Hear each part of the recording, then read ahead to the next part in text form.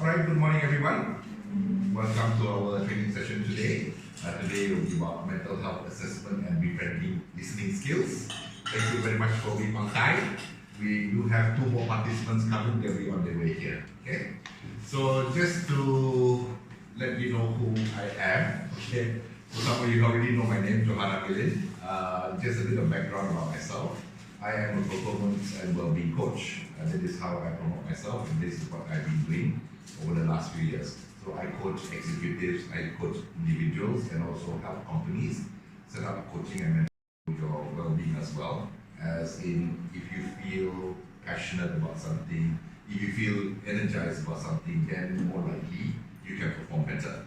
If there is a performance issue, usually it is something that is bothering that person, etc. So this is how well-being and performance comes together for me. In a previous life, I was in finance, okay, so a stockbroker at one stage, a banker at one stage, and also, in Malaysia, we also have other activities, so I'm also director in some companies, okay. So with mental health and in Befrienders as an NGO, my role is as a part-time, but as you can see, I'm very, very active today. My affiliations are currently, I am the Deputy President for Befrienders for Kinabalu. Good morning. Welcome. Just start here. Currently the Deputy President of Befrienders for Kinabalu. I am also the Treasurer for Befrienders Malaysia. Okay, so Befrienders Malaysia, as you can see from your home later, there are 9 centers currently in Malaysia, 9 Befrienders Center. Okay. I'm also the Deputy President for another association called the Malaysia Positive Psychology Association. So, on one side, I look at depression, anxiety, stress, which is not the positive part, and then on another part, I also work on the positive psychology part, which is about how to make your life better, how to feel better, how to thrive, how to flourish, and what can we do to have a better life. Alright. Okay, so today, what we will be covering is this. By the end of this training session of today, you will be able to understand the importance of mental health. Okay? The skills that you will learn is also, you will be able to assess for yourself and other individual the mental health state of that person. And then also, you'll be understanding the active befriending listening skills that we will be sharing with you. And also, by then, we will be doing some role play and also some practice, okay, where you will be able to apply these skills. So again, when I say application of the skills, please say, oh, okay, I'm not too sure whether I can. Remember, some of the skills require practice. What we want you to do is feel that I'm comfortable in using these. I know what I need to do. I know what I've been taught. I know how to apply it. I just need to use it more so that then I have practice and I can apply it. Okay? Right? Okay, so this is our program for today. We'll be covering these 4. This is another session that will be tomorrow day 2. Yeah? Okay, but before that, I'd like to know, of course, thank you very much. So you didn't have to pushing too much. Welcome to the session. Alright, maybe we just do a short introduction. Your name, you already know my name, so I'd like to know your names as well, or what you'd like to be called during this session today. And also, how did you hear about Befrienders? Okay, right. Maybe? Hi. Yeah. I'm Lorena. Hi, Lorena. Just call me Lorena. I'm here because I want to know more about this. I want to deepen my knowledge about this because I want to improve first myself before we could extend the assistance to others. I heard about this so many years back. I've also covered a few events on Befrienders. And I've heard this from JC also. Yes. Okay. Thank you. Thank you very much. Jesse is our president. You saw the video, I think, you saw her on that. Thank you very much, Lorena. I love that sometimes change, or we want to help people, also have to start from ourselves. Help ourselves first before helping others as well. Thank you very much. Okay. Hi, You can call me Rini. Really? I got to know Befriending actually quite earlier. But then I first introduced myself was in the library. Yes. So the psychology we did it In October. in October. Yeah. So funny. Okay. Thank you very much. Hello, my name is Ashley. I always heard of Befrienders. I actually joined an event when I was a kid before. Oh, okay. Yeah. Which event would that be? The family events. I think so. Ah. What event was it? Was it the staying camp or something like that? Yeah, I was staying in camp. I was with my mom. Sabrina. Yeah. I'm so happy. Why am I so happy? Because this is a what's the product? Second gen. In one of our outreach events, it was a family friends. Tuaran, I think. Kuru Or Beringis. So we were doing an event where we were trying to see whether we could help parents and children to get closer together. And I'm so happy that you're here. Thank you. All right. I'm sorry everyone for being late, okay? Alright, my name is Elizabeth Siba. Alright, Elizabeth. okay, I heard about Befrienders for quite some time. Alright, I saw the big billboard before. I think it's Stadium. yeah. Alright, and I've also been approached by Vincent. Vincent, yeah. Okay, Vincent is also one of our members, yeah? Okay. And I am here actually because I have actually been looking for NGOs to join, and I think all of them are not up to my calling, and nothing dear to my heart. But then, it's a bit emotional.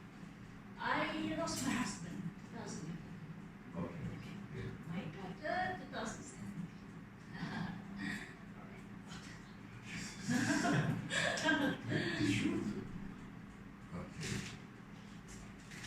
Okay.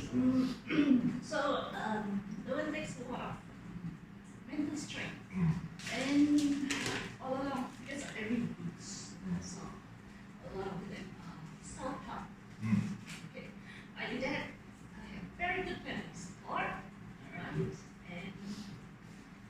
and I'm still battling with Yes. things, many things. So,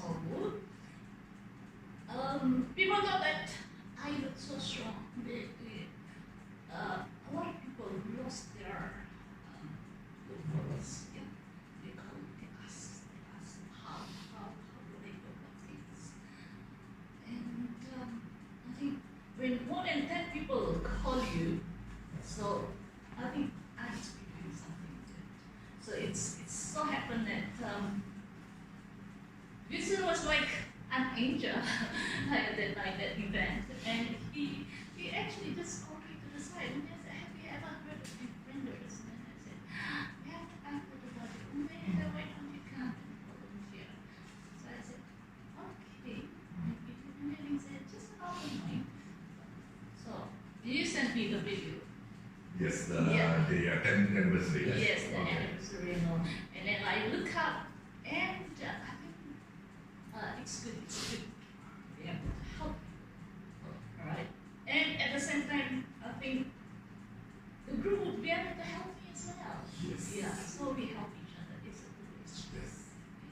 So it's going to be good for me, it's going to be good for other people. I really hope so. I hope that this meets your standards or what you are looking for. No, No, it's my okay. emotional standard. Okay, Yeah. alright. I think all the NGOs are good, but they don't gel with me emotionally. Yeah. So it's something that is close to your heart. It hits you. So when you really go into it, then you see that maybe this is Okay. Thank you very much for sharing it. sorry. No apologies required, okay? When we talk about emotions, I don't know why we have to say sorry, we don't have to listen. Okay. It is what we feel.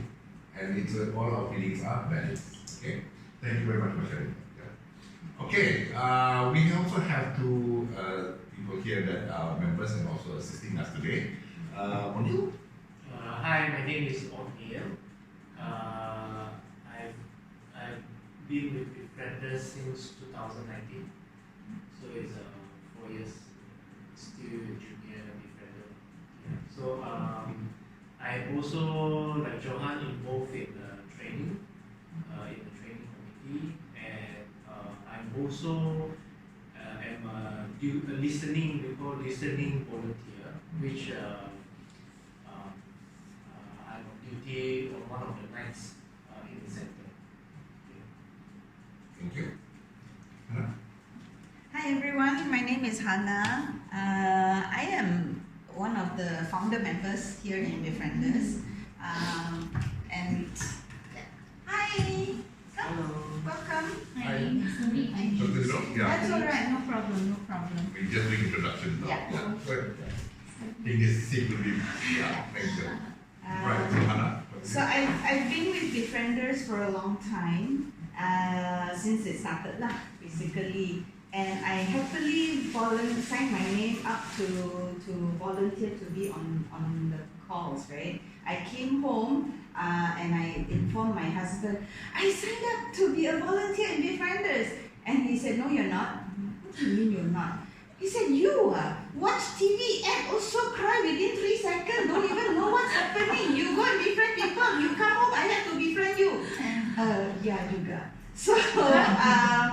So I have been a volunteer, like, back support, backroom support, training. I am a trainer also. We work together. For those of you who don't know, Johan and I are married. so that's why he knows me so well. I get emotional. My empathy also quite high. So I've never volunteered on the phone before. So my admiration. Junior, kata junior, it takes a different set of skills to be on the phone. So I also have my own emotional journey. I've had depression twice. The first time I went on medication, antidepressants, I had suicidal thoughts. But because of very strong family support and a husband who is an active befriender, that really helped, because the second time I had depression, I did not realize I was going into, and we woke up one morning and I said, ugh, I wish I could sleep forever. And he asked me the crucial question, are you suicidal? And then it only suddenly like, oh yeah, got ideas coming in, no? Then I was at a good state to stop it straight away. So my second time of depression, I came out of it. So being a befriender, yes, Elizabeth, it helps self. Befrienders also need befriending. It's something that we all practice here. So today, I volunteered to come and be tech support for my husband, and he asked me, are you okay? Because I am going through my third depression, which was triggered by my elderly father, 87 years old, who is showing signs of dementia and Alzheimer's.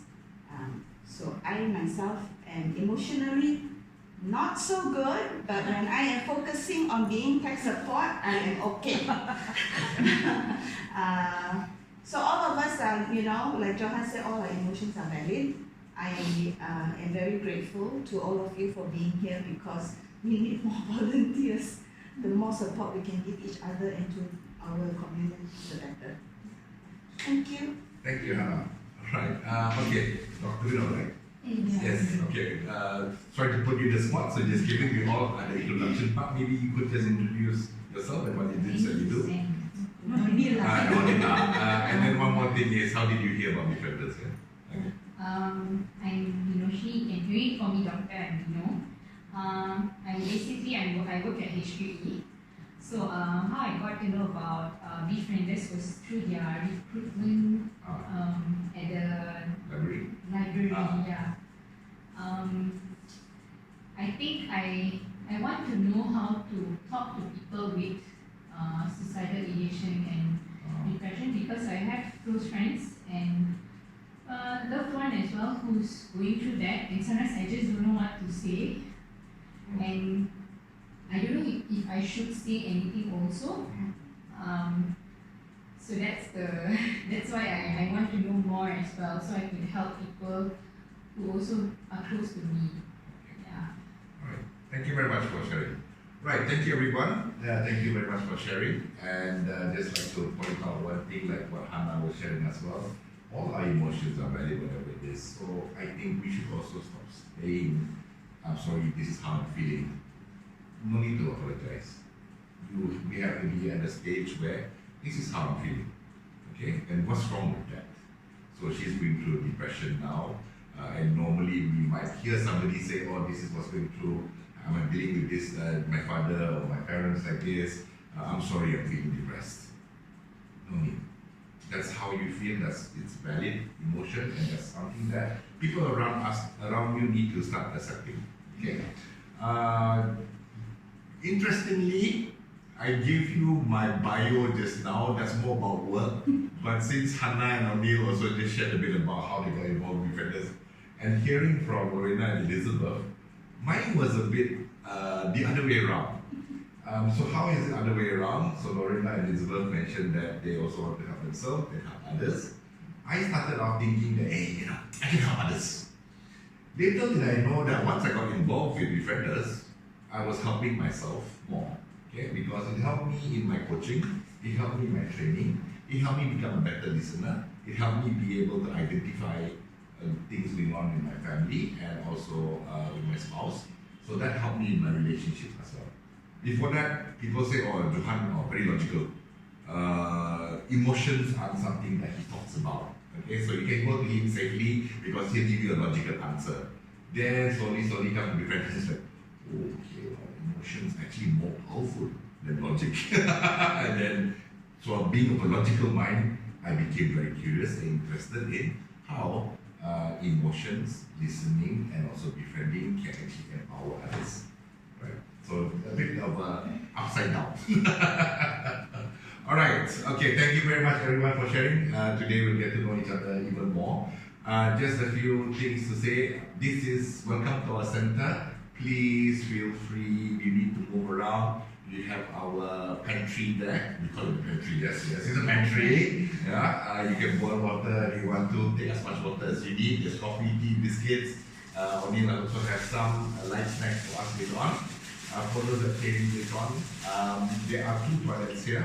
Just to let you know. Pink door here is toilet. There's one more in here. Once you walk in on your right, on your left. Just be aware when you're sitting down because it's a bit loose. That's all. But I recommend that you use the one inside because it's quieter and more private. Okay. Another thing is for safety reasons. Yes, we have one main door. All this window and this window do have the small escape route. Keys are here in the shelf here, right? So if you smell fire and all that, smoke, anything, and you think that there's a fire out there, we have another access route to get out. Okay, so everybody is safe in this place. One more thing, I know that room can vary where you're standing or sitting. If you're close to the projector, you might feel warm, cold, whatever. If this fan is bothering you and everybody's okay, we can switch it off. We have 2 aircons on at the moment just to keep you cool. Okay? That so far is also if you feel you want to just chill while you listen, also can. You want to move your chair somewhere else in this room, also can. Alright? So this is how we do training because you need to be relaxed and ready to receive rather than rigid and wanting to receive all the new information. Is that alright, everyone? Okay? All right. Okay, so now let's go into a bit about the organization that we are and where we believe that you're in, okay? So, Befrienders Kota Kinabalu, how many of you actually saw the video I sent to you? 1, 2, 3. Okay, okay, so anyway, as you know, we're an NGO. We, as Hannah mentioned, Befrienders Kota Kinabalu has been around since 2007, but befriending has been in Malaysia since 1970. you have the workbook in your bag, okay, and there's a short description in,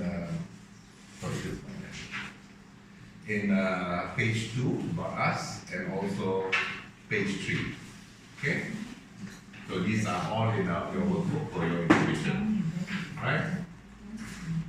So we have been in Kota Kinabalu serving our state public, and also there are 9 centers currently. The youngest is Kuching.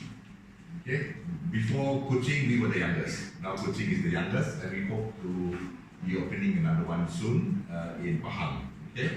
Why is this important? Is because we do share information, and once in a while we do get calls from people from another state. Some people don't feel comfortable calling, let's say I'm from KK, I don't feel comfortable calling KK. So I call KL, Penang, Ipoh, and sometimes people from Melaka, JB call us because they don't feel comfortable calling somebody in their state. Right? So this happens, and once in a while we do share information. As we can see, there could be some difficult callers, and there are callers that actually call all 9 centers. And they can also tell you, you know, the Melaka befriender was friendlier than you. Okay, they can tell you to this level, okay? So you will have all sorts of callers. Other than that, yeah, all of us are volunteers, none of us are paid. We do this because we want to give back to, for whatever reason, for me giving back to society. For me, if I'm going to join the NGO, I would like to see what I can get out of it, and also how does it impact other people.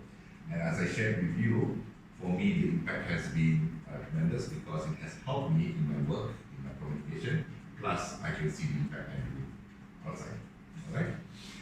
So, our roles here is to alleviate distress and also mainly to reduce the risk of suicide through emotional support and public education.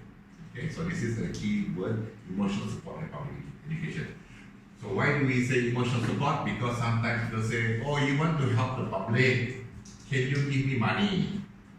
Okay, sometimes we do have this, caller call, good evening, Befrienders Kota Kinabalu, boleh saya membantu, can I assist you? Can, I need money. Oh, sorry, we can't assist you in financially. Then why you ask me, boleh saya bantu? So our bantuan, our aid is emotional support. And part of that is also public education. Public education is like some of you saw us in the state library. We try to have conversation. Anybody saw us in Center Point? Okay, so Center Point was before the state library. So Center Point was a bit more challenging. We were invited to set up a booth, but they also had a singing competition going on at the same time. So it was a bit harder for us to do a bit of public education. State library was beautiful because it was quieter. We could actually converse with the people that came up to our counter. So that's public education. Another thing I'd like to share with you is that we teach you these skills to be able to assess mental health for yourself, for others, and also listening skills. These are very important skills. And these are skills that you can apply in your work personally and also in a befriending environment. We do hope that after you have these skills, you do want to join us as a listening volunteer like Amilin, myself. We are listening volunteers. Hannah is a non-listening volunteer. She supports tech support, UFLA, things like that, okay? We do hope that you come in and say, this is for me, listening volunteer. But another thing you need to consider is your well-being first. After the training, if you feel that, I might have some issues, I might not be able to be a listening volunteer, you can still become a volunteer for other things, yeah? Okay? Another thing is, if you decide, I don't want to become a volunteer, it's also okay because part of our role is public education. And there are people that come to our new volunteer training or this kind of training just to know how to assess themselves mentally, to see whether their thoughts, their emotions are valid. What else could they do to help a friend, family member, etc.? So that is our role as well. So this has a dual role. Primarily, we would like to see if you learn the skills, would you like to join us? Okay? And serve the public. Another one is, it is part and parcel of public education.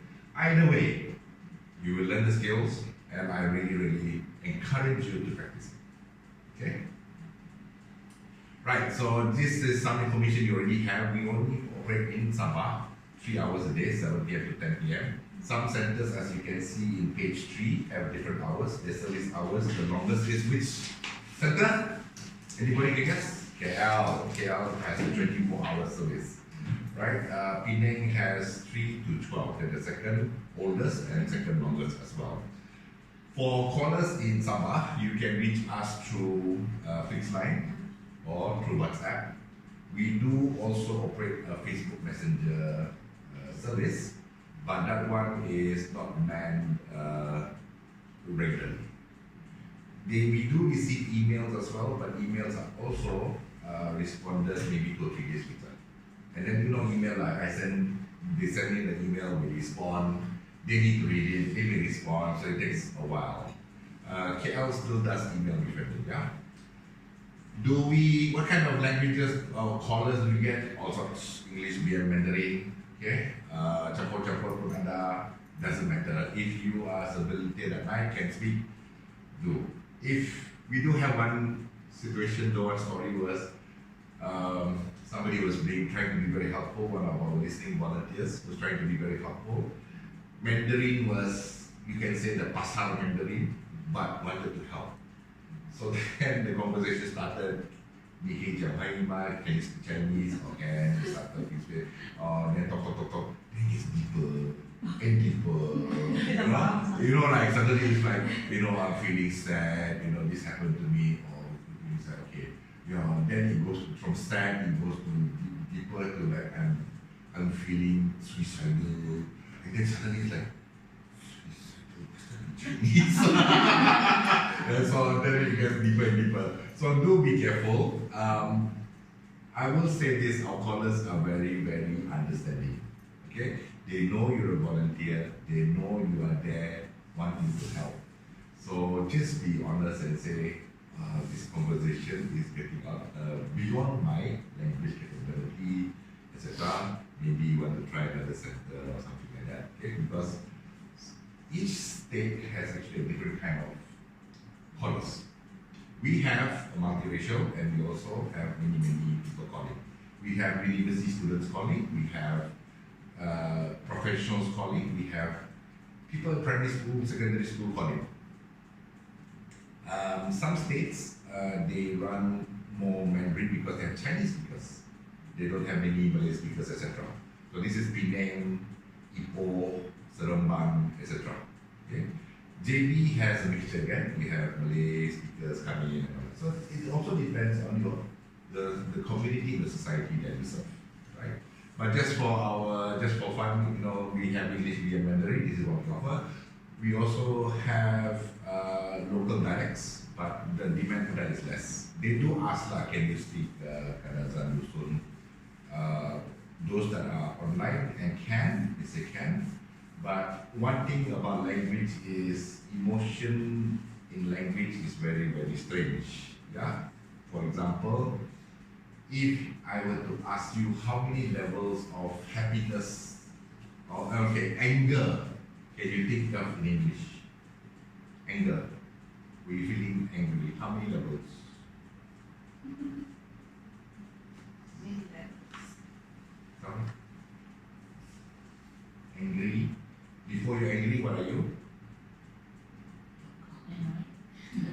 Annoyed, yes, very good. Annoyed. Maybe irritated.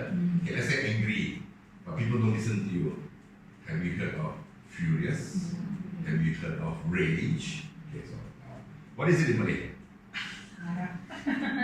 Marah, angry lah. Furious?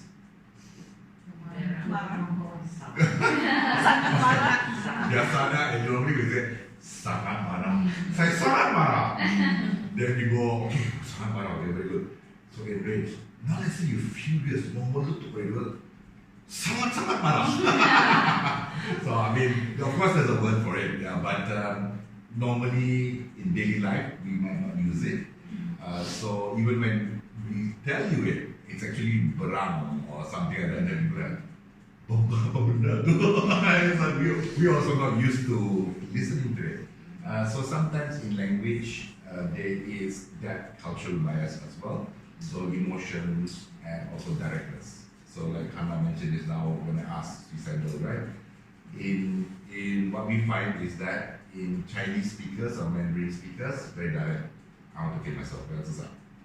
Okay? English speaker maybe or beat around the bush.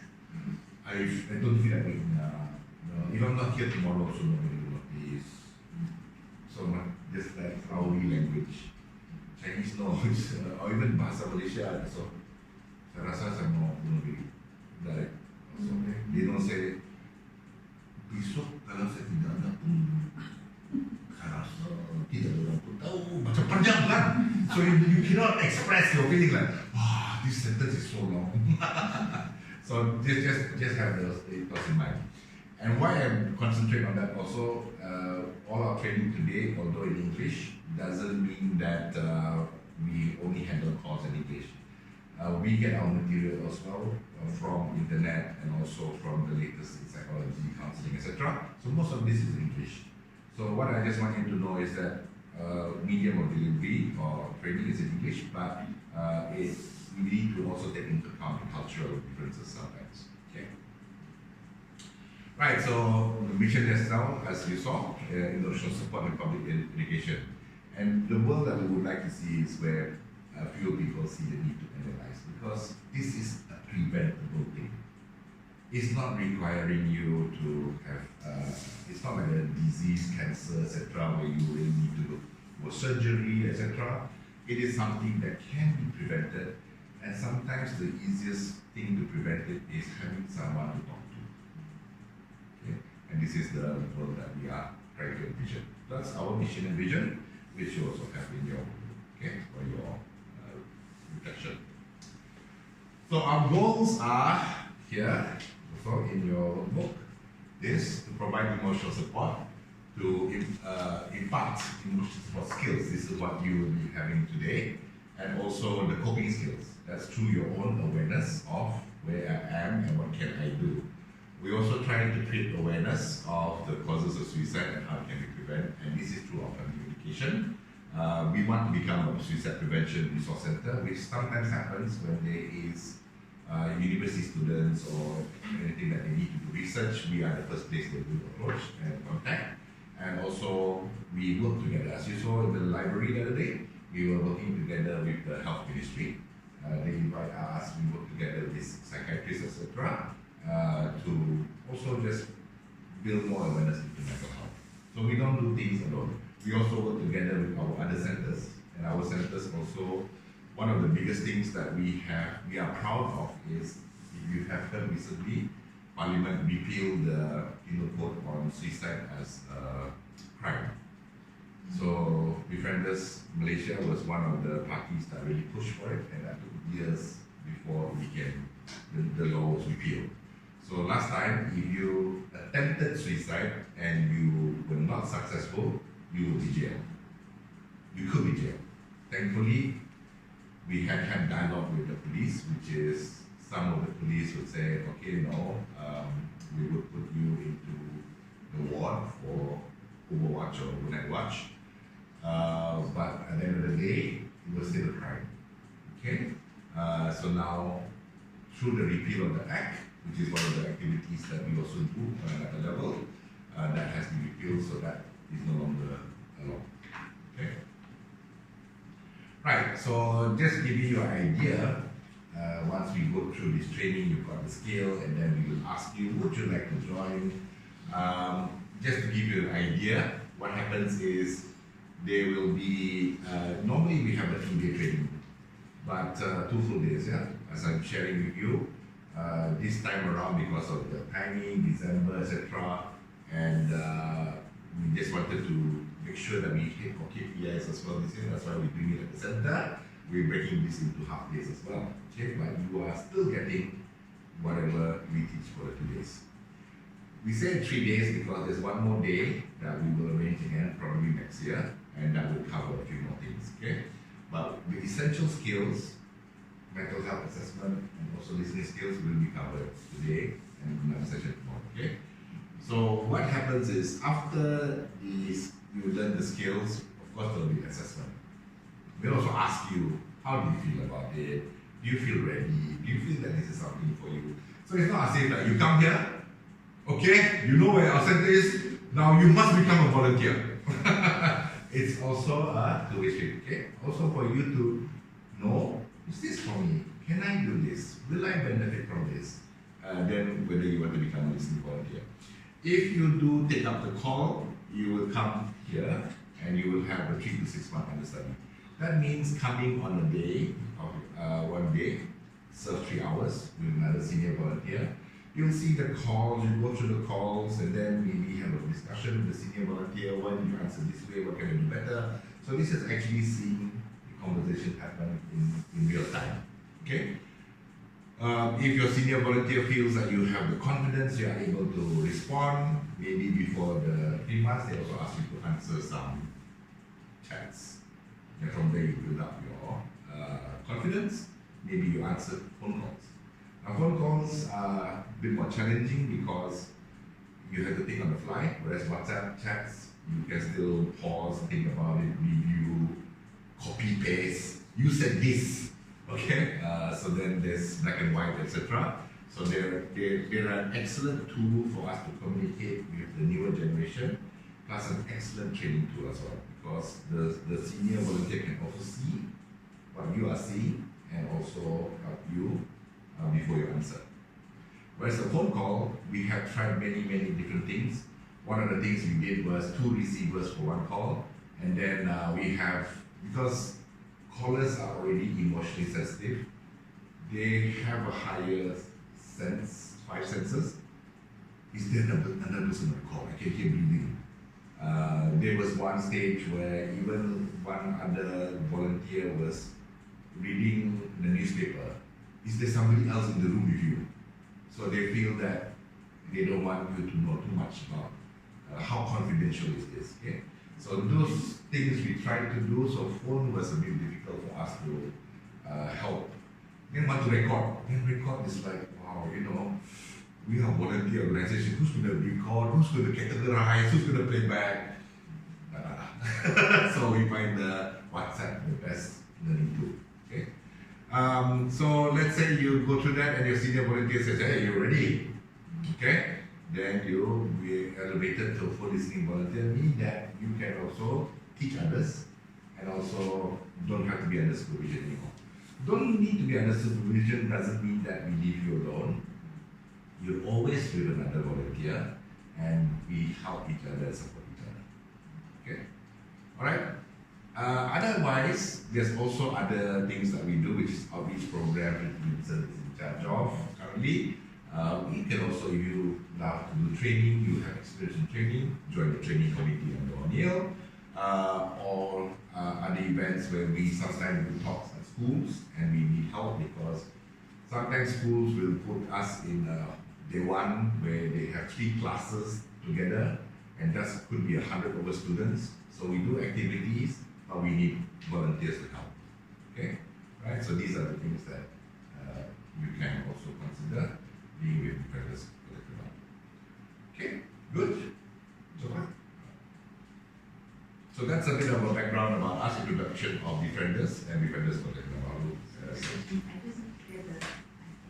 Okay, so now we're coming to the skill part, mental health awareness. Okay, so just now all we did was giving you an idea of this organization, what it is that we do, who else in Malaysia is part and parcel of this mental health. Now what we're going to do is we're going to talk a bit about the mental health situation, and then we're going to do mental health for assessment and all that. Okay, right? So this is the mental health part because Befrienders is about mental health. Right. So as we know, mental health is not going down. It's getting worse and worse. Okay. So these are some of the articles that you can see. This is one of the more recent. More and more Malaysians struggle with mental health. Very general topic.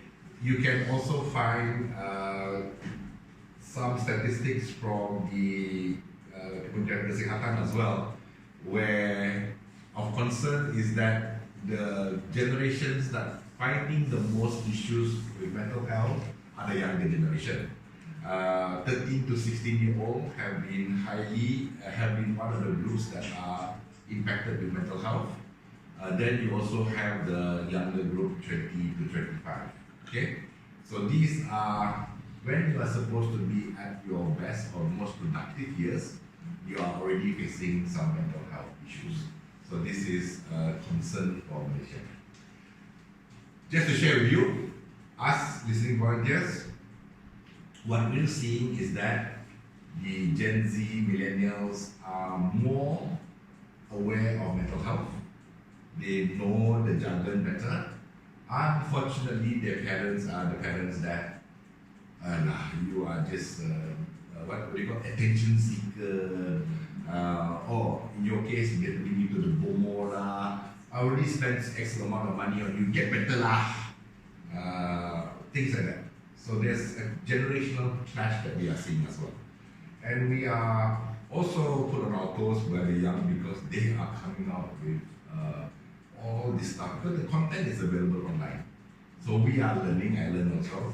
Last week I learned about stoicism, being a stoic. Have you heard of that? No? Yeah, living life about values.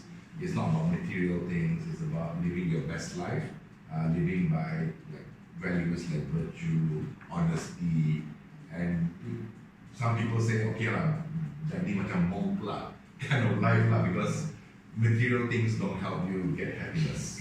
Okay? So then that person was telling me about it. I had heard about it, but I didn't delve into too deep about it. So I had a bit of a lesson from my caller. So this is how the callers, because imagine this, they are the ones that are facing pain, they are the ones that are looking for solutions, they will study. For us, we are here just to give you emotional support, and when it comes to certain topics, they may know more than us. Right? So just listen to them and see how it goes. Anyway, we know this is a statement that we know that this is a situation. During the pandemic also, one of the good things about the pandemic was mental health became a word that was easily said by many people. Before that, we had a situation where we went to go to school, to do school talk. Principal said, "Boleh, but can you not wear your green shirt?" Why? Because we're afraid that the parents will see the befrienders go there and they wonder why. Is there an issue in my school? Are there suicidal kids? So that stigma of about emotional health and also mental health. Now, after the pandemic, we get actually, Hannah and our training company, we get calls about well-being programs, psychological safety programs, so there's more about mental health. Very good, I hope it continues, yeah? Right, so this is the situation that we in. Okay, so this is from the National Health and Mobility Survey 2022, as you can see. More girls than boys have suicidal thoughts. These are more for adolescents. They do this survey for adolescents. You can download this if you're interested online. You just look for the NS 2022 and look at the depression. 1 in 4 people are depressed. So you just look around this room. 8 people, 2 of us are depressed. Okay, that's the statistic. Okay, so the trend is not so good. It's going up. Okay, and this is from reported, and this is from studies that they do at school children level, and it's not from Accreditation. It is a sample size. I think about 20,000 or 30,000 students. But the trend is there. Okay, so what else is the problem? Okay, so WHO has a recommendation how many psychiatrists we need per 10,000 population. Oh, look at what we have in Malaysia. Okay, alright, so very good. I like your reaction. Oh, not enough. Okay, so we throw in another part of the spanner. Do you know where most of the psychiatrists are stationed? Big cities or in the outskirts? Big cities. Big cities. So what happens to those in the outskirts that are facing mental health issues? So there's another accessibility issue. Okay, so we may reach one day 1 psychiatrist per 20,000, 30,000. But the problem is a lot of them are still stationed within the cities. Okay? And as you know, in Sabah also, it's not easy to get around. Sandakan, Tawau also, big cities, if you want to see psychiatrists, not so easy lah. And the waiting time is long, and access is not there, plus you have to overcome the stigma. Walk into one place already like, oh, I saw you come down the staircase, I want to go see psychiatrist, is it? Are you okay? Okay, don't marry my daughter, don't marry my son, okay, keep away from his family, things like that can happen. Okay, so this is the situation that we have. Suicide even last year, March to September numbers, this is from an emotional KKM Social Helpline, the numbers were going up. Okay. KKM has a new one, the Center for Mental Health something. They also have a crisis helpline. They run, I think, 24 hours as well. So they also collecting the numbers now. So most of the time we are trying to provide through helpline because this is one way to break down the geographic boundaries. But there are still some people that want to see face to face. They don't want to call, they don't want to have a business conversation. So these are the challenges. It's increasing. It's affecting an age group that should be productive in the next 10, 15 years. But they are already showing mental health challenges.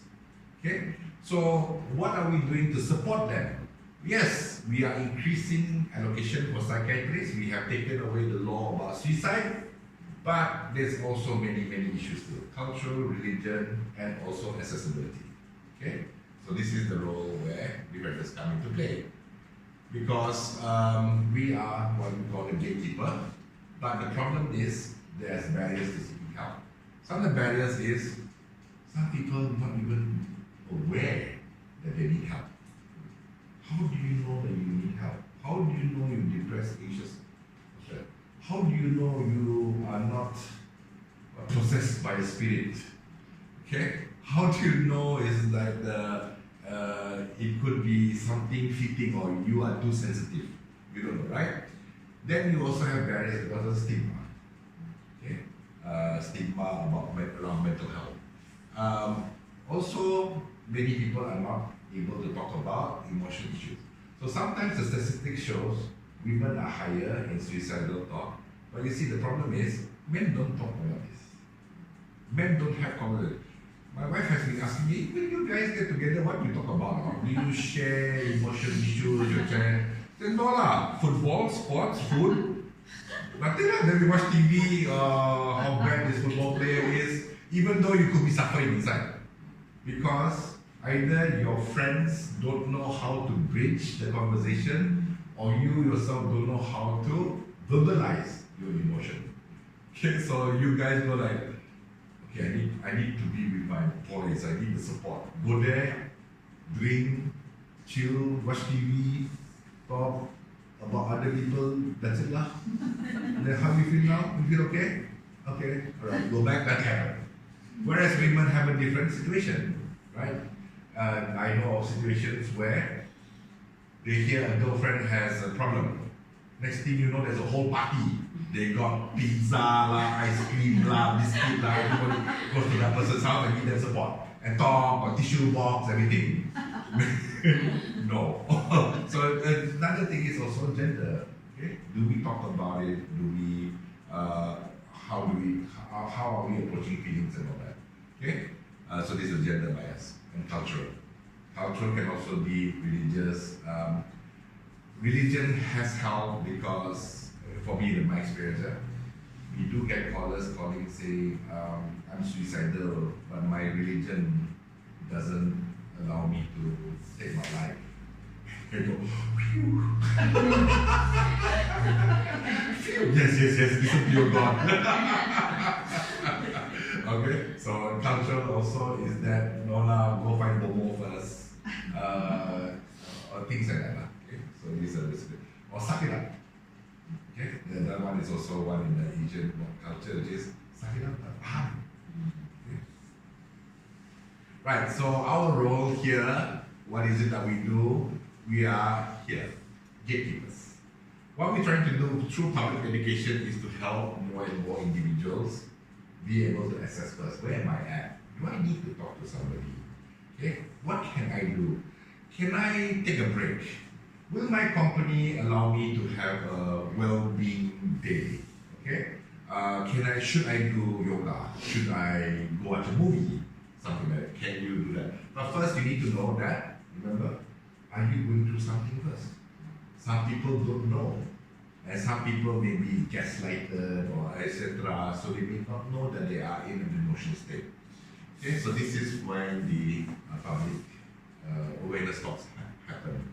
We want you to be aware about the emotions and the situation you are, and it's okay to talk about it. Salah pun, wrong also, what's the big deal? Okay? You know, My Sejahtera also has a new setting for you to do an assessment, mental health assessment.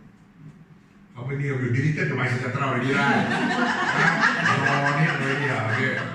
Okay, My Sejahtera actually has one section where you can do a mental health assessment. I'll check that. Very good. Yes. Don't check message, check the Sejahtera. You even know where it is now. Okay, so this is self-assessment. Can you help yourself? Are you aware that you need help? Gatekeeper role. Okay, so befrienders in our mental health infrastructure. We also have something called Mentari. Mentari is in Hospital Mesra Bumi Padang.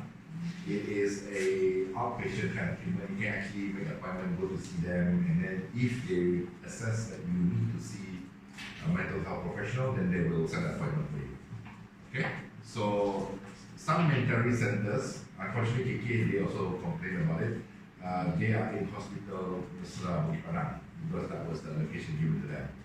Some Mentari centers in Semenanjung are outside because if somebody sees you driving out your car from Bukit Padang, it's a Accreditation.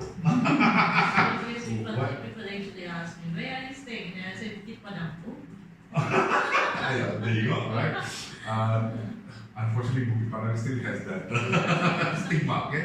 Yes, exactly. So whether you walk in, walk out, etc., there is that stigma. So Mentari centers in other places are actually outside there. Some of them are actually coffee house. You just go there, coffee. Then say, I need to talk to somebody, a counselor will come and sit down and you have a chat. Okay? So these are the ways that they're trying to break through the cultural stigma, etc. Now you have your mental health professionals, and then of course psychiatric hospitalization, etc. So this is where we are at Befriending. Okay, gatekeeper. We are not mental health professionals and we don't give psychiatric or counseling or therapy, but if we identify that person requires some help, then we would recommend that we go to see them. Okay, so now we come to the next stage, which is understanding mental health. Are we okay so far? Yes. Okay, so far you've got a background of who we are.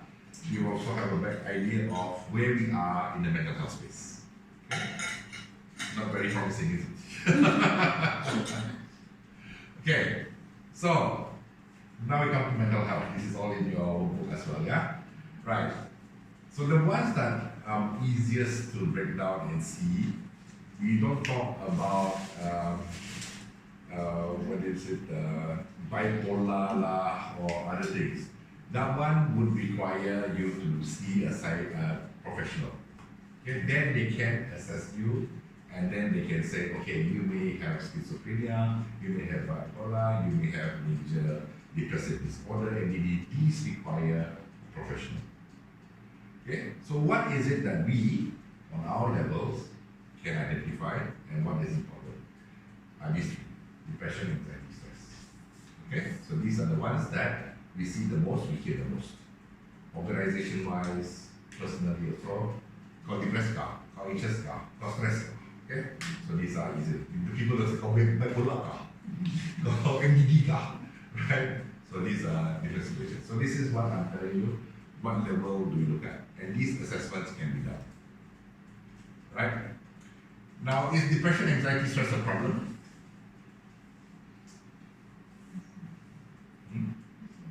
It's a problem, okay? It's a problem. You have a problem with, it's a problem now. I don't think it's a problem, it's just a health issue.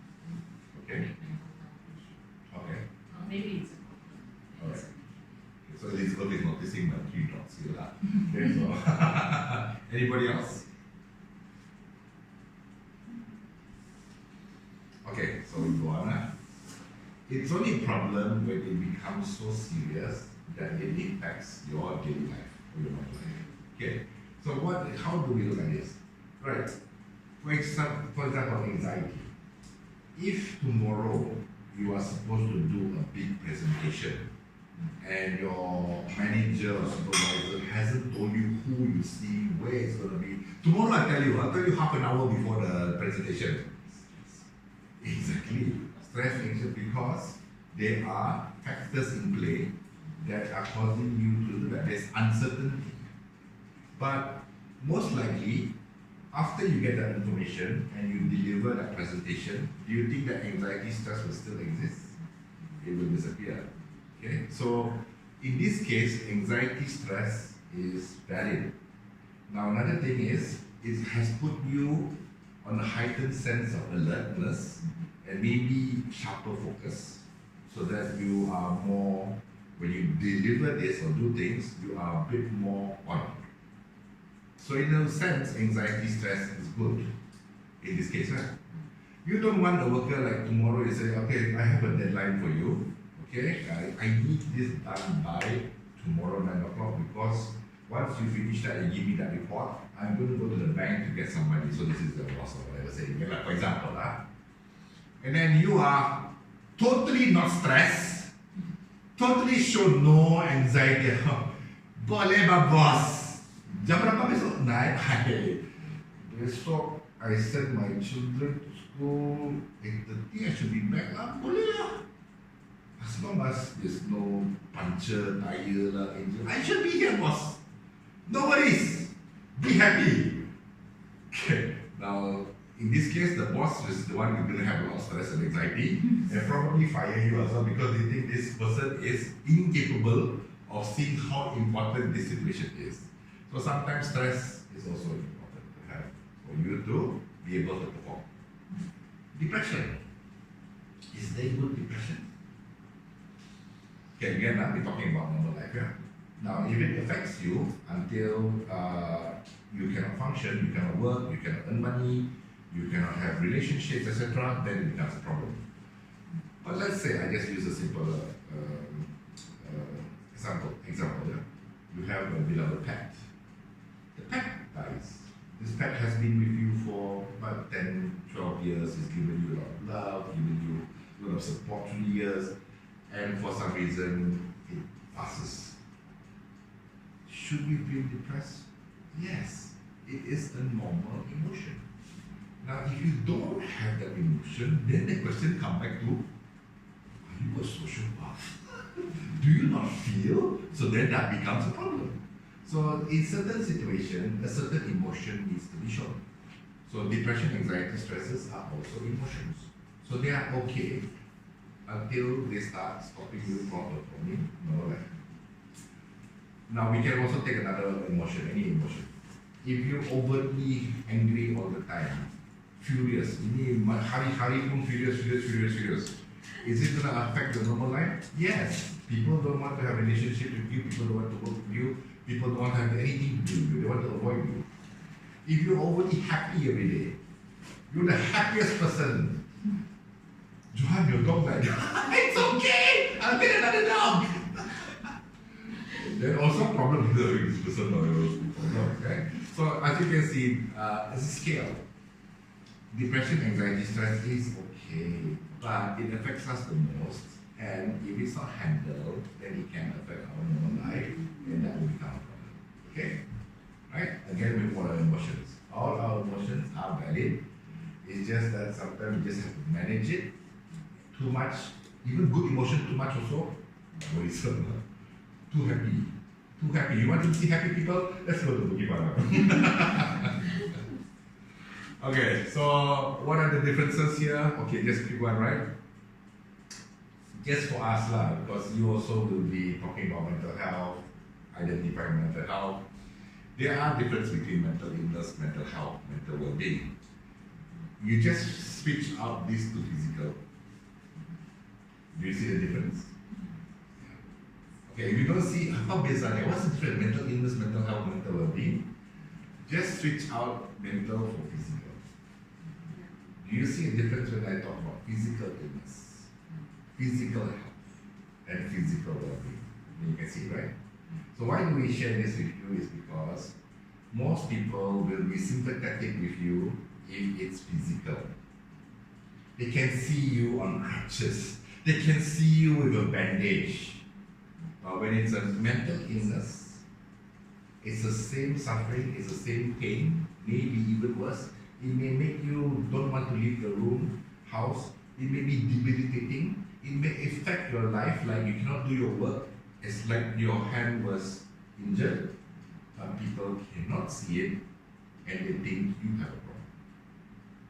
Okay, so this is why we try to do the public awareness, right? So that people understand that mental illness, mental health, mental well-being is as important as your physical illness, physical health, physical well-being. Right? So what are you doing for, what do you do for physical well-being? Can you give me an example? Physical well-being, what do you do? Exercise, very good. Meditating, very good. Okay. So meditating will also fall under mental well-being. So meditating. But physical exercise, no. So people say, okay, exercise, so that I don't have this belly here, so I look good and all that. That's physical well-being. But then the question is, what do you do for your mental well-being? Do you take breaks? Do you meditate? Do you practice gratitude? Do you, what else do you do for mental well-being? Do you appreciate, socialize? Do you have relationships? What are you doing for that? So people neglect this quite a bit. Okay. So that's for our knowledge. So just think about that for a while. Alright, so now let's come and test you a bit, please. Okay, don't settle there yet. Okay, guesses. So this is the situation, depression, anxiety, stress. How do you identify it now? So what we're trying to do here is give you this skill set where you can identify it. So although I said that physical is easier to see, mental is harder, but there are still some signs if we pay attention that we can see. So if I were to say, you see somebody feeling scared, or you feel scared, what do you think that would be? What would that be? Anxiety, okay. If your heart beats faster, anxiety. For me? Stress, okay. If you feel angry, Stress. Depression? Yeah, that's okay. Yeah, so we have all this. So let's go by this slide, yeah. So stress, okay, what would you give stress? Give me 3. Stress, what are the symptoms? If you see these things happening, you say this person stress lah. Headache. Okay, headache is one. What else? Difficulty breathing. Okay. Dark and moody. Dark and moody. Stress lah. Stress, dark and moody. Okay. Feel alone. Okay. Okay, so let's see. Yeah. Oh, more like Okay. In general, there's nothing wrong. Sometimes different individuals react differently. But in general, if your heart beats faster or they feel say very hard to breathe because my heart rate has gone up, did you see that they feel angry or you are short-tempered and normally you can control it? You feel that they lost of control, or the person say, you know, I cannot do anything. Okay?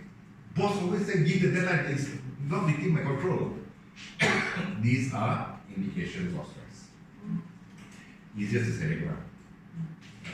And then of course difficulty breathing because might be heartbeat or something like that. Okay, so these are in general. Not to say that dark and moody also is not, but in general, you see somebody popping Panadols, most likely they're stressed. Okay. Anxiety. Give me 3. Feeling scared, yes, we covered that, yes, right? So, heart beats fast, yes. Feel alone also. Feel alone. And? Okay, difficulty breathing. Okay. Yeah, So feeling scared, heartbeat faster, loss of control. Out of control is for anxiety as well. Feeling alone, feel cold, difficulty breathing. These are anxiety, and sometimes our callers will describe this to us as well.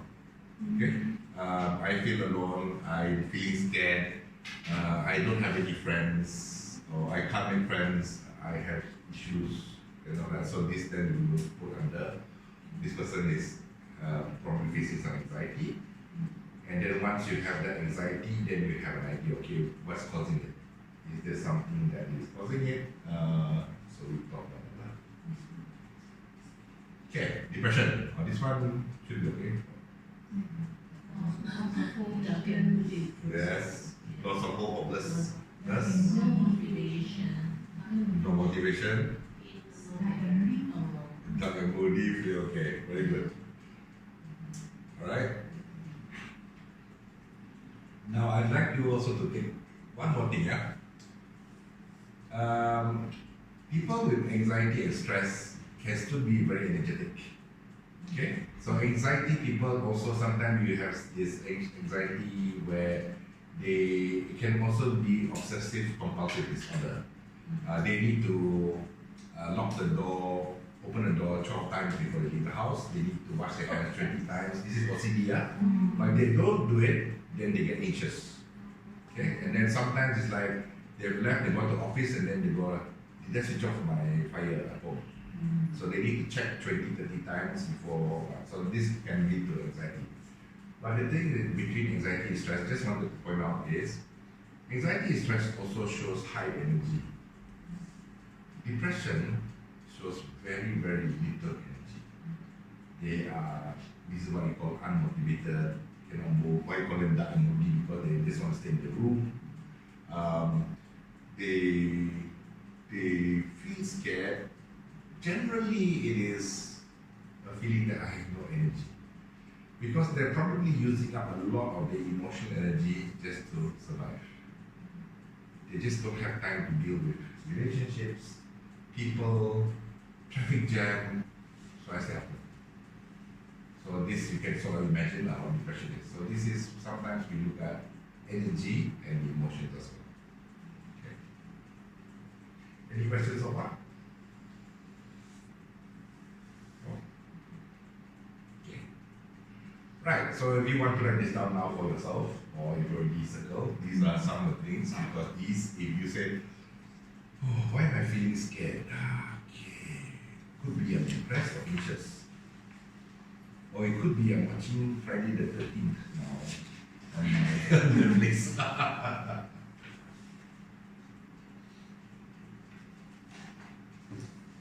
Okay, so you can use this to identify maybe on a very surface somebody that may be facing certain challenges. Again, take into account other things, right? If the person has just lost somebody, most likely depressed, but also reach out, talk to them. If you see them feeling lost or even they using words like it's out of my control, ask them, is there anything I can help you with? Okay? Or what would you like to control? What can you control in your life? If they're feeling stressed, they're popping Panadols and nobody's business. Say, oh, I'm worried about you. Is there anything I can take off your hand? What is stressing you out? These are certain things that you can do if you identify certain things that happen. Again, some of them can be similar, and it might be anxiety, it might be depression. So it can be seen from the energy levels that they have. Okay? So this is not 100%, but this is one of the easiest one because we don't have a bandage, plaster to see. We see from behavior. A person's behavior also indicates how the emotions are feeling. Right. How many of you have heard of the DUS survey? Okay, so the DUS survey is a survey where you can measure your depression, anxiety, stress. And I'd like you all to do it, but don't need to share the result. I just want you to go through it so that you know, because we give you this QR code so that you can share with your friends or share with other people, okay?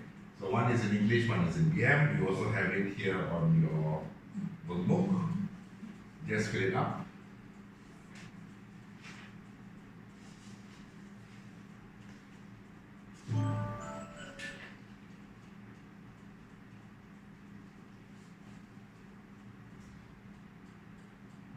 let me know when you're done.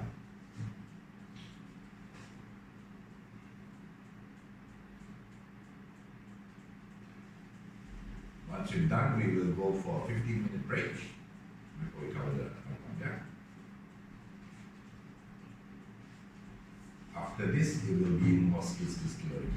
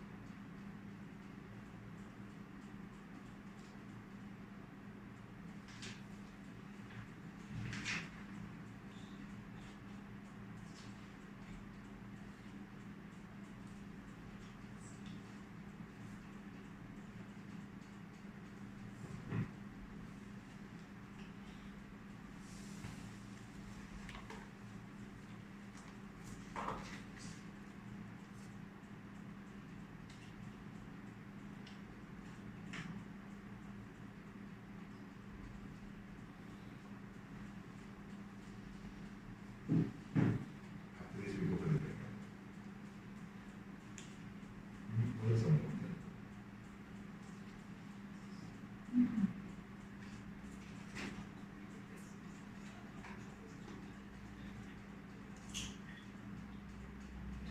you know until what time? Until what time are you doing?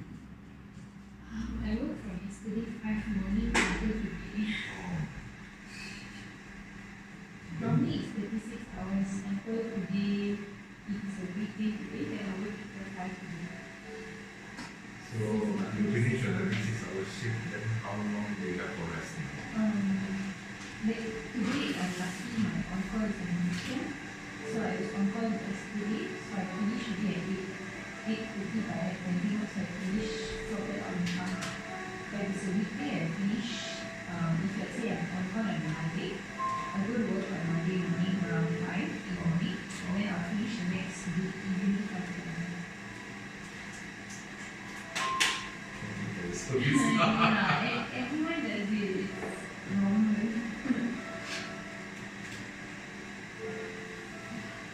So then how, now you're on a break, so you have like a So 2 day I'm break. lucky today's a Saturday, and then tomorrow also I'm on break. Okay. Then Monday back. Monday back to work. Monday what time? Monday normally mornings, because I won't be on call, so I go to work 7. The round. Yeah, around and then to meet as usual, wherever you know to be at.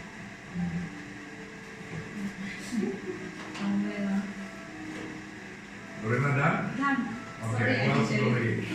Okay, so you have a score, and in your sheet, the next page, in your workbook, the next page, I mean, we did online, they already gave you the score, and they already gave you one.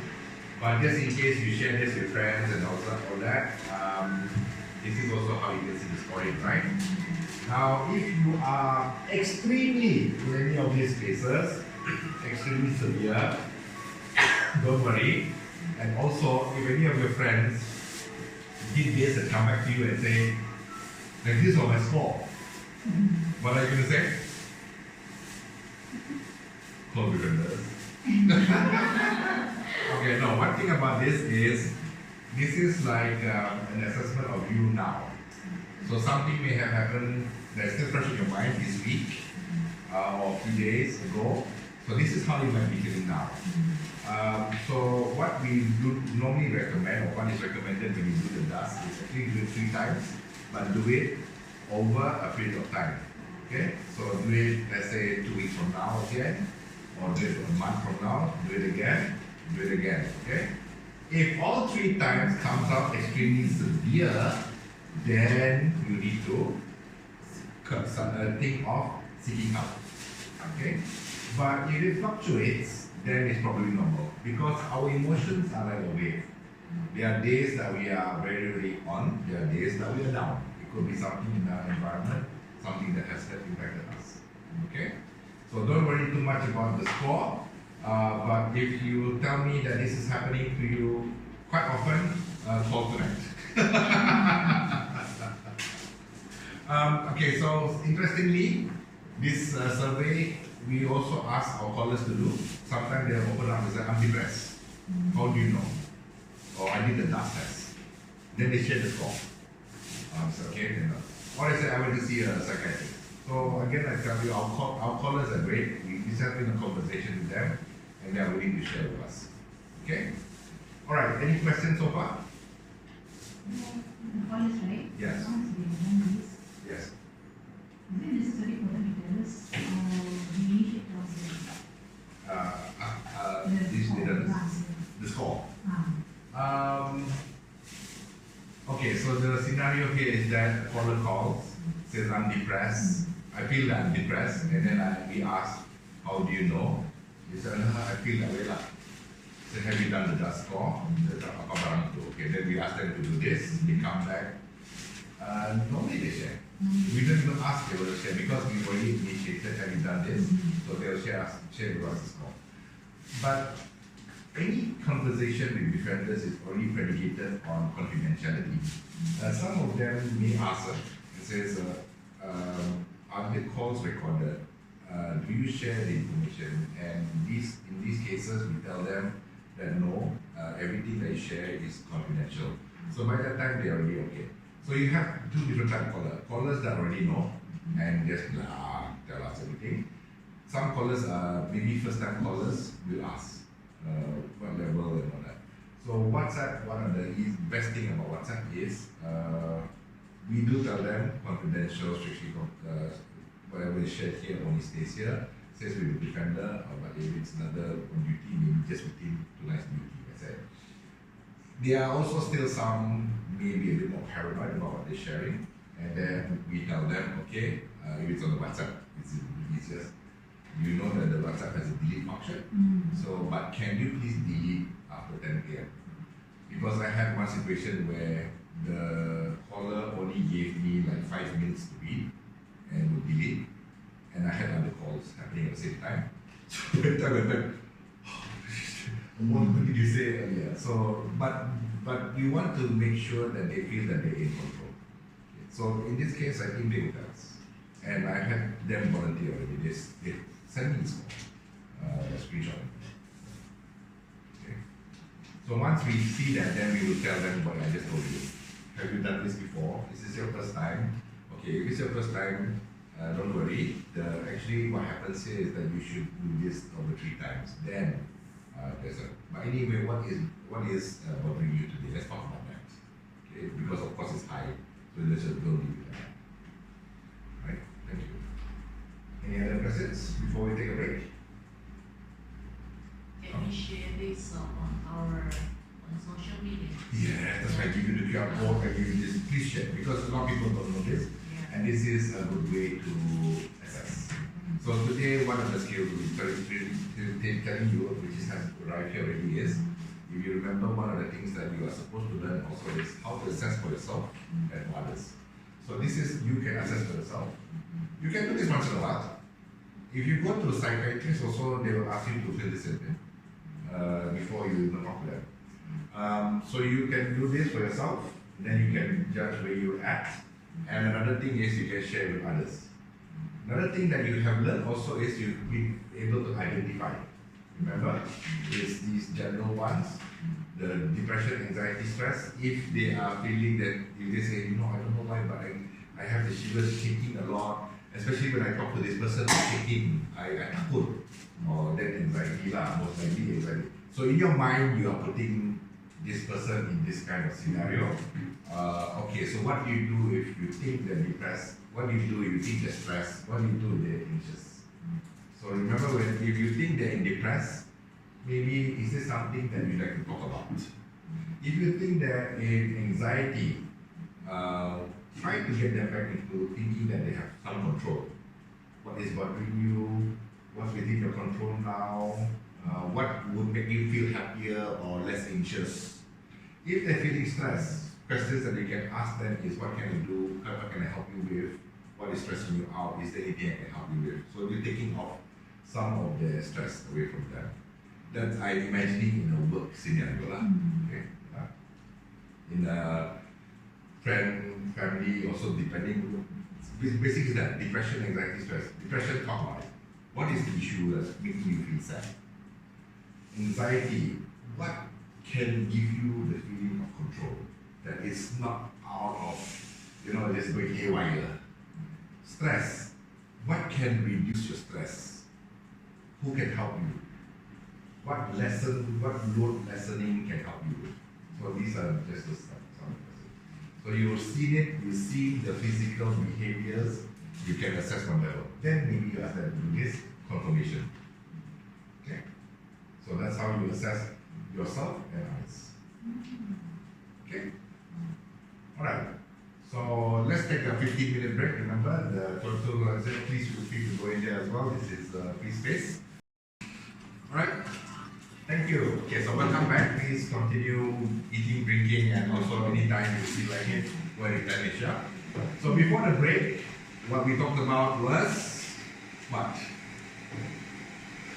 It's a really what did you talk about? Okay, mental health, mental well-being. So what? Body survey. Body survey, very good. Okay, there's also, yeah. So what? Sorry? Okay, the symptoms of depression, anxiety, stress, okay. So do you feel that you could identify this in other people or yourself? Okay, so then if you feel that they are showing some symptoms, then you have a more scientific way of measuring it.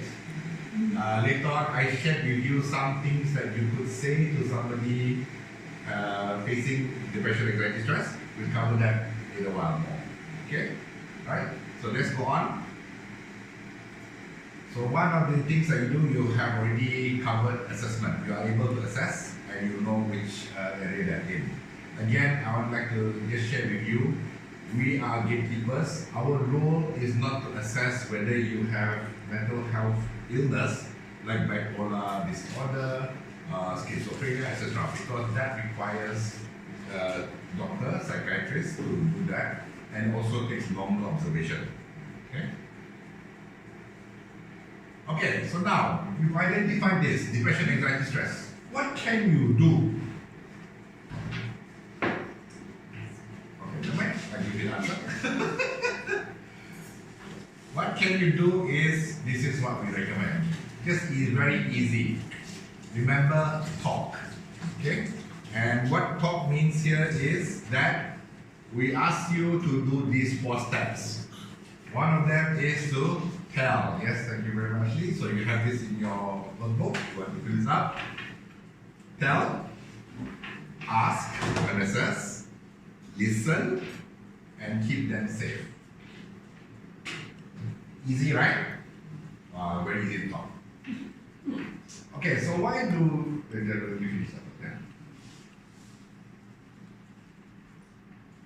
Tell, ask, assess, listen, or keep safe, and keep safe.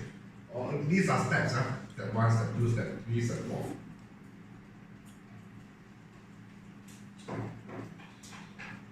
Alright? Okay. So now, why do we use talk? 1. Many people have asked this question. Really? Talking can help? Talking can help somebody feel better? And surprisingly, there's much research out there. You can find it on the internet as well. Talking and allowing somebody the safe space to ventilate their feeling or express their feeling can help the person reduce it. Okay? So some therapies as well, like drawing therapy, asking you to write gratitude letter, gratitude journal, is what? You talking to another entity. The more you write what you are feeling, what you're experiencing in the gratitude or appreciation notes, is one way of talking as well. You're not talking to anybody, you're just talking in words, but you're writing it up. You're expressing your emotions. Okay? So talking does help. And this is what Befriended is all about. One of the skill set is allowing our callers to talk, giving them a safe space to talk, right? Which we'll look into much later. Right, but then talk also, there's a way to do this. Can you simply go up to your friend, you've already now seen the way to assess. So you look at this person, last time very calm, very collected. The last few months seem to be popping a lot of Panadols. There's boxes and boxes of Panadol on the table. They look frazzled, hair also all over the place. They don't look kept like last time, very well dressed and all that. Table's a mess, so they look stressed or having anxiety. So then you go up to them and say, hey, I just finished a Befrienders training, do you want to talk? Talk, I know you have a problem, you seem stressed and all that. What do you think your friend will say? I think you're the one that needs to work with somebody, right? Exactly, okay? So usually you would have a defensive reaction. They will push you back. Why? Because showing emotion is a strength or weakness. People think showing emotion is a weakness. Especially in a corporate environment, office environment, it's a weakness. Okay. Now, in a family environment, different situation, most people say that they don't want to talk to family members or friends because they know that their family and friends are also going through things. I don't want to add to their burden. This is love. Okay? So I love my friends, I love my family. I don't want to add more burden to them, so I will suffer. Okay? So then if I know you got some problem because I saw that you are doing this, you're popping Panadol and that. Let's talk about. Most likely rejection or denial because it shows weakness or they're not ready to talk or they don't want to burden you with it. Okay? So how do you approach the subject? So this is where we talk about tell. So tell is a situation where you identify a certain behavior has changed. Okay? For example, I say, Elizabeth, Elizabeth, recently I've noticed that you've been taking out Panadol and last time, you come in the office, you look very well put up already. Now it's like in a rush, you come here, makeup pun sengit lah, whatever lah, okay? I'm concerned about you. Is there anything I can help you with? What's the difference? Softer tone. Okay, is that all? So I could say the same thing to me. It's like, hey, really? You look stressed. You want to talk? No. Okay, so the difference is what? Yes. I've identified the situation that I cannot run from. I've observed. But if I say that, hey, you look stressed, it can be a full stop judgment. You judge me. Now, people that are having emotional issues are spending a lot of energy to look normal. That's why the words are, they didn't look like they had problem. Okay, I didn't see that. They look like normal, right? Because they're using a lot of energy. That's why at night they cannot join you for drinks, party, and they reject a lot of invitations because they need to recharge for tomorrow. Okay, so they are using a lot of energy to smile, to even show up. Okay? Now when you pinpoint, I noticed something already. They might still reject you, but now you've opened the door. They start wondering, wow, has it been that obvious? Oh, I'm not able to hide it well. What else am I not hiding? What else have other people noticed? So I've been found out, or I'm on the verge of being found out. I got to deal with this. So look for an ally, look for a friend. Okay, Elizabeth is approached me. She told me that she saw some changes in me. Okay, and I like Elizabeth. We do talk. We're good friends. Okay, I go to her. You see, that's the difference. When you tell them directly, look like you got a problem. Let's talk. Do you want to talk? I'm ready. Starbucks, 4 o'clock, okay?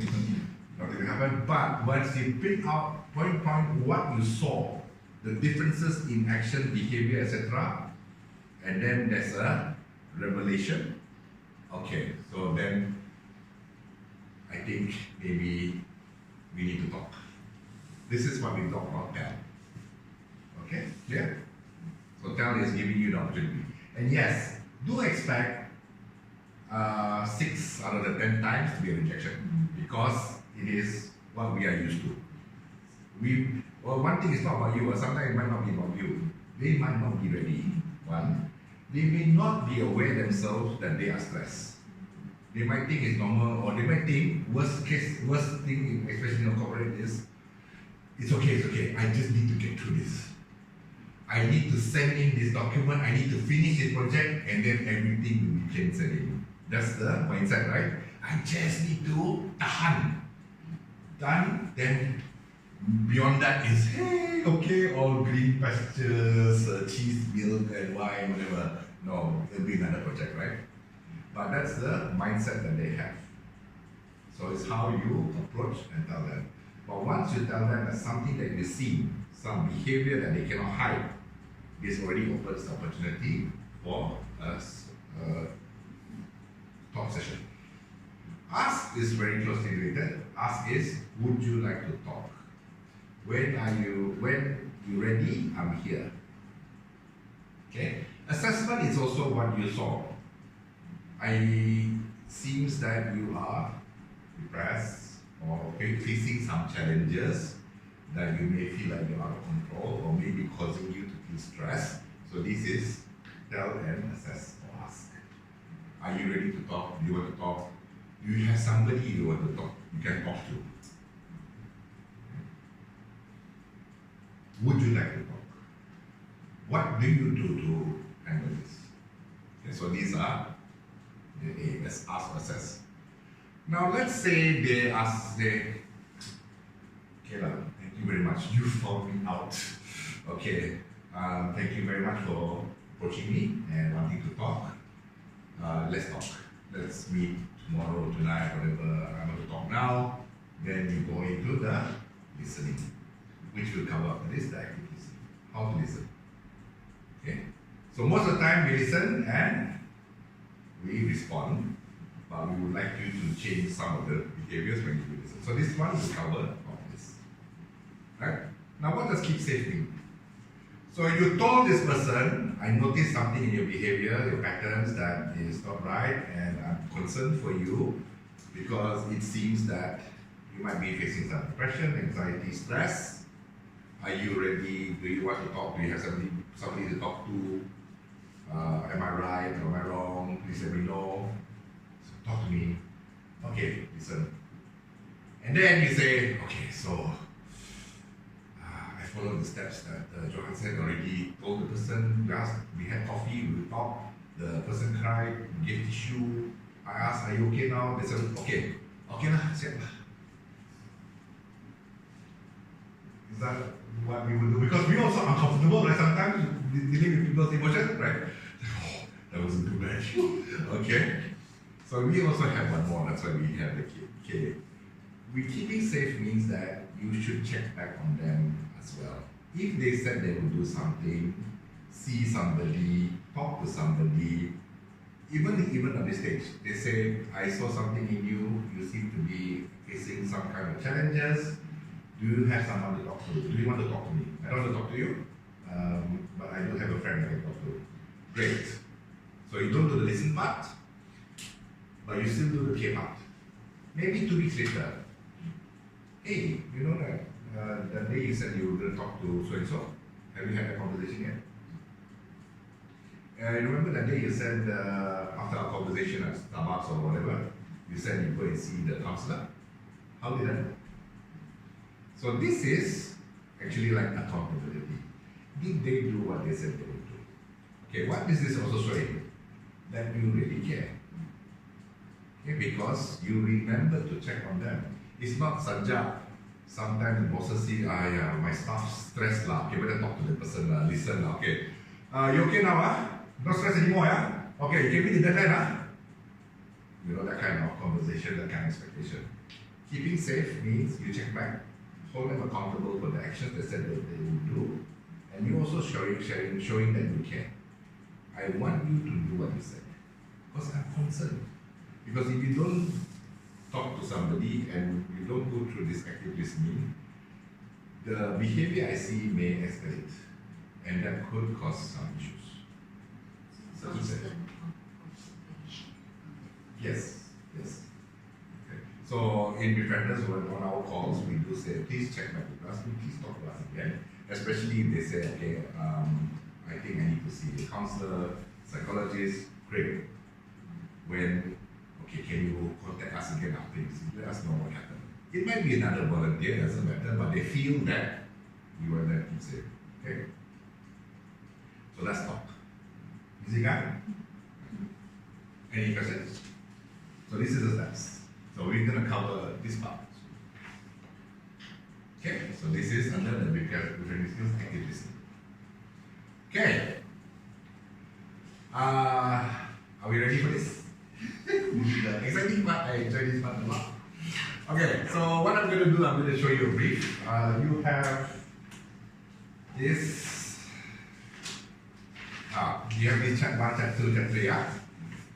If you notice, I shared with you the chat as well. You'll see it on the screen. I would like you to, for now, just work on your response on your own. Just write it down first, okay? So you will be shown snippets of a sample conversation. You are assuming the role friend, listener, whatever it is, a colleague. Respond as you would normally. That's your response there, yeah? And then later on, we will debrief and compare differences. Okay? Right. So first, the chat is there as well. So somebody approaches you, your friend, colleague, whatever. I've been feeling really lonely lately. I moved to a new city. I haven't been able to make any new friends. It feels like everybody already has their own circles. I'm hopeless at connecting people. How would you respond? This way now. Just jot down notes. Don't have to be that. What would you normally say to this person?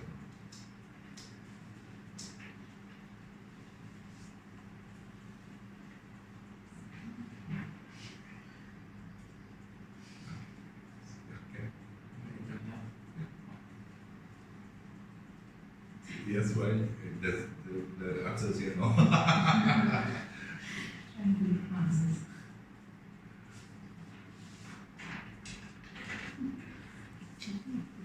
From the heart, right?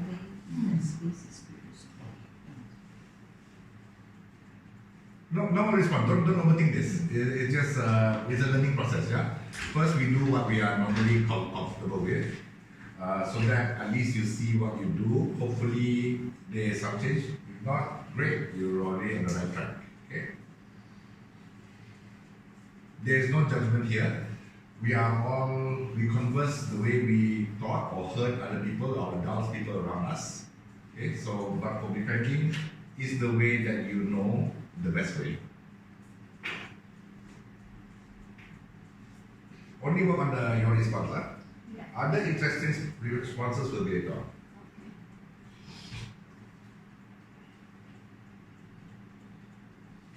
Done. Okay, done. Okay. We'll do 3 of this then, okay? Because I have 5 and we do 3. Okay?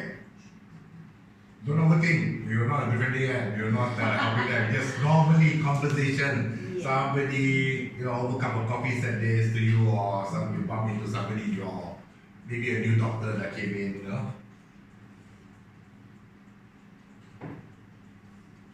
Be yourself. Yes. Okay, let's go to, let's see. Let's go to,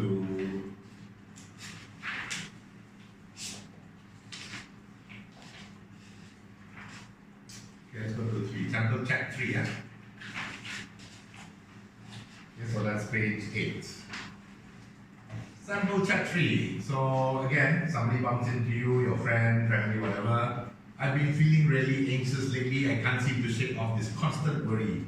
I can't concentrate and it's affecting my sleep. Okay, so we just use English, you can change it to the bahasa that you baru-baru ni kan, hari ni saya rasa anxious bah.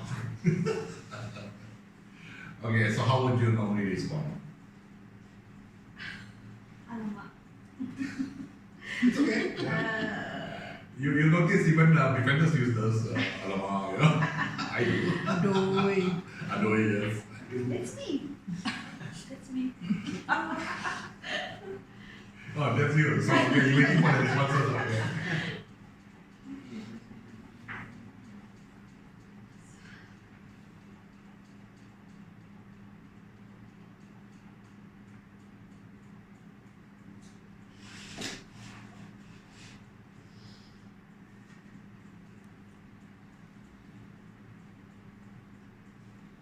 Don't overthink. Just normally somebody came up to you and said this. Can be a friend, family, colleague, somebody school. This is my Okay? Semua sudah? Okay, let's go to chat 4. This is the other one. My relationship has fallen apart. We had an argument the other day and now she does not want to speak to me. We just can't seem to communicate without arguing. I don't know if it's worth saving. What do you suggest I do? Alamak, Ibu. Oh, okay. This I don't know. Ini banyak ni ya. We get a lot of this relationship issue. What do you suggest? Ada yang tanya, should I send them flowers? Should I go and see them? Kan ada.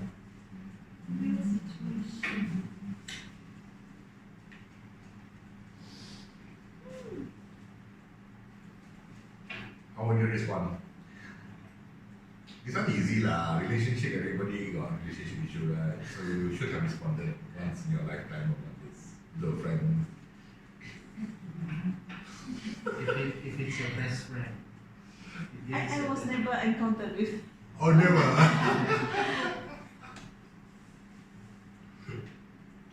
Wait.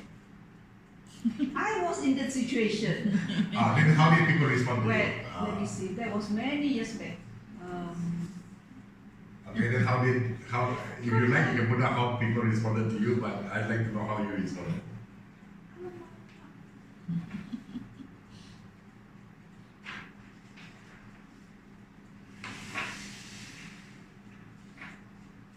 Done?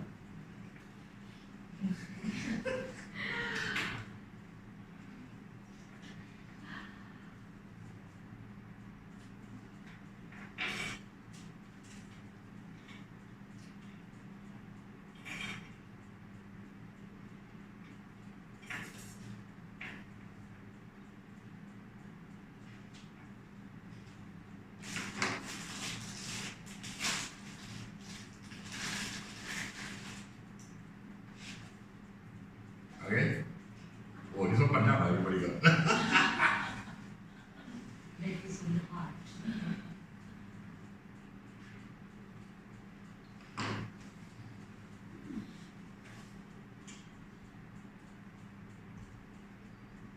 Right, ladies?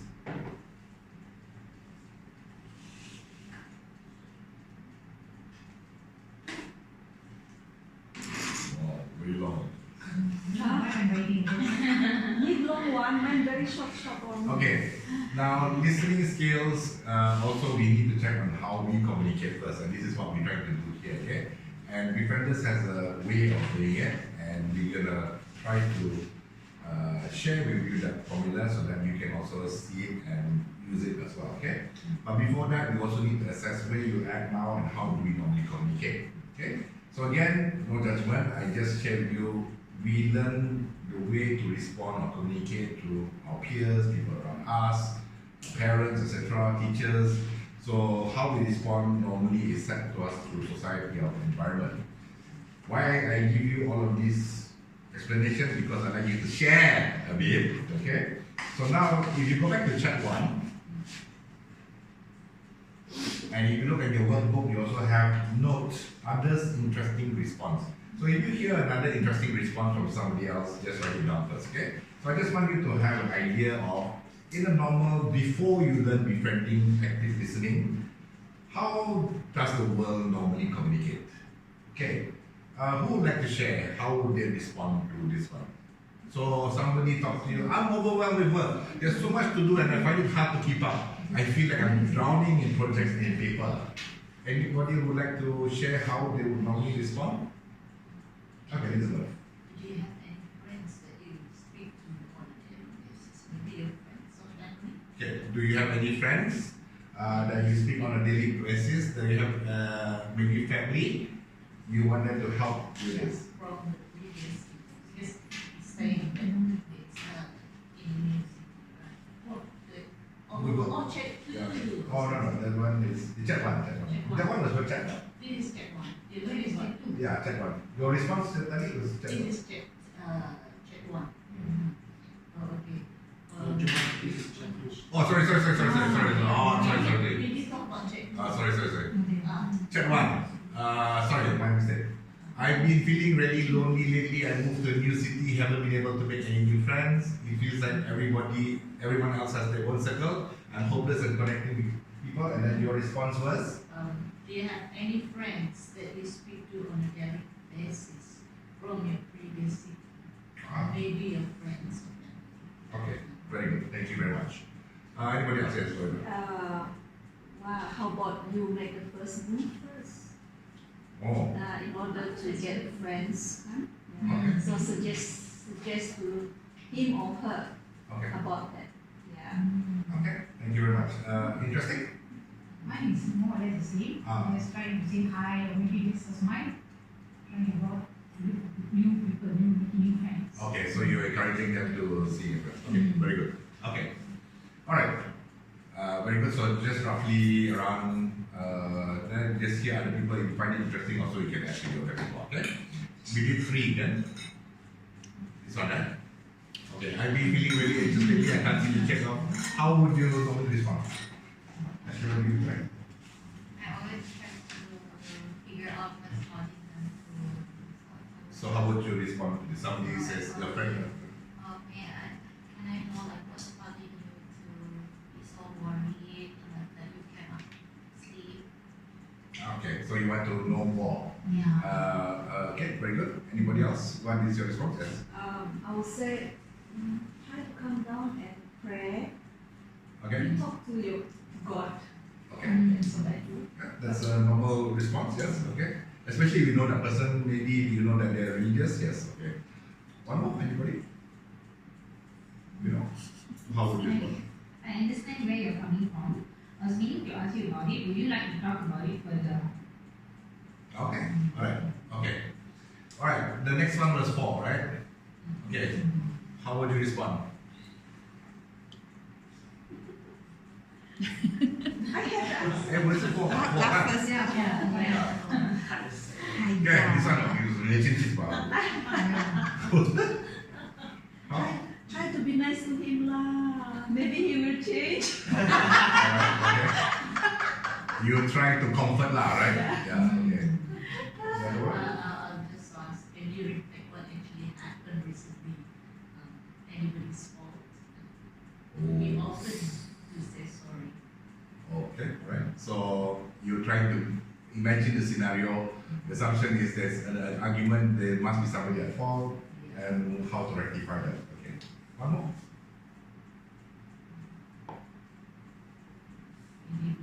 Maybe take a break from each other. We take a break from each other. So Okay. that you don't arguing or talking at this moment is not going to happen. Okay. Take a break. Okay. Come back in the morning. Okay. So give them space lah. Okay. Maybe after a while things might cool up. Okay. Very good. So as you can hear, sort of different ways, but sort of similar as well. Some you address the situation, want to know more what happened before you commit to say something. Some you give them some suggestions, take a break. Okay, do you have friends to talk to, etc. So these are the normal conversations that we have, right? Okay, nothing wrong with that. That's how we converse. Okay. So now just keep this for later on. So now what we're gonna do is we share with you how we do things in Befrienders. Then we'll come back and revisit this later on. So the point there is not to say, yeah, you've been doing it wrong. We just want to show you the differences, and there will be situations where you will still use your normal conversation, and another way is hopefully once you learn this process, you will do more of this. Okay? Right, so this is one of the most important skills we have, which is specific labeling of feelings and source, or SLOFAS. Okay? So what we are looking for is the emotions or the feelings that are being expressed or not expressed, meaning that the underlying lah, okay, and the source. Where does it come from? What caused it? Like what Ashley asked, can I know more what happened? So this is, you want to know the source, right? So now the question is also, will this help? We'll see later, okay? Just understand that for us, when we have a conversation, when we have a chat, we are looking for two things: feelings and where does that feeling come from, the cause of it. So easy way to remember is SLOFAS. Okay, so here we have how befriending works. Feelings, whether expressed or not, are in all of our callers. Okay, so if they call, would you agree with this? Okay, if they call us total stranger, already you know that there's some feeling. They're feeling frustrated, they're feeling angry, they're feeling a certain way. That's why they're willing to pick up the phone and talk to a total stranger, because they know that there's some pain already. So whether expressed or not, there is already feeling. Okay? Even whether they say, I'm okay, but then you have to think, they're already calling befrienders, they can't be okay. They know they're not okay, that's why they're calling us, right? That's what we mean by whether expressed or not. Your role as a befrienders volunteer is to help them understand their emotions. Now remember just now, barriers to callers, so barriers to people seeking help. One of the barriers is sometimes they themselves don't know they are feeling that way. They may feel that it's normal, but it may be affecting their work, their life, their relationships, but they may not know that they're doing harm. Okay? Because they're seeing it from their own perspective. So our role is to help them understand their feelings, whether it's a good feeling, bad feeling, valid feeling, should have this feeling or not. Your role as a befrienders volunteer is to help callers ventilate their feeling. Your role is only to help them express their feelings. Okay? And then we have a 6-step formula, which we'll show in a moment. Okay? Right, so then we have these questions here also, yeah? Here, the discussion question. Why is it that you think that callers can't understand their own feelings? Can I have some thoughts? Because of the thoughts. Yes, okay. Can you elaborate a bit more? Feelings very subjective. So when it comes to thought, you think that you think your thought is, you're thinking, you're feeling this. And then the other emotions come in. And then another one, it ends up. Yes. Thank you very much. So in the way I would express it also is that, yes, we feel that we have certain feelings, but then sometimes these feelings may have, we may bring to it a positive and negative. Just now I used the word like, why am I feeling this way? Am I that weak? So suddenly I become judgmental about myself. I'm a weakling because I'm crying. I shouldn't be that, I'm a man, I should not cry. So suddenly judgment, gender issue come into play. It limits me from asking for help. Okay? Or this is why I can't understand my own feelings, because the feeling is coming out. But then I'm getting confused by social gender norms, etc. So it becomes very hard for me to express. Sometimes we have a feeling and then we feel guilty for having that feeling, or guilty for not having that feeling. And then that brings another feeling, guilt. So then it does become very confusing. You don't even know at the end of the day, where did this all start from? Okay. So yes, very good. So this is something why they can't understand their own feelings, and that's why we have to help them understand, and why we also have to help them ventilate their feelings. Okay? Second question for discussion. Why do you think they'd rather talk to a befrienders, a total faceless stranger, rather than someone around them? There was a hint just now. They don't judge. Thank you very much. We don't judge. Plus, there's now another one was also sometimes it's because of love, they don't want to burden people. Another one is they don't want to be, like I said, judged. In an office environment, even professional environment is even worse, it may show weakness and it may affect your promotion. In the family, sometimes you may not be the only child, you may be one of 5 or 6 or 7, and then you also want to stand out among your family. So again, these are some of the situations why it's very hard for them to seek help. But they'd rather call a total faceless stranger, there's no connection, nothing. They can hang up anytime they want, there's no deeper relationship. They just use us as a sounding board. Okay? So again, we help them ventilate their feelings, help them understand their feelings. That's our role. Feelings. Okay? Now just have a thought just now in those responses you had. How many were touching on feelings? Sorry? Now just have a thought of the chats just now, the chat 1, 3, and 4. How many of your responses touched on feelings? You understand? So just think back to responses that were shared now. How many of those touch on feelings?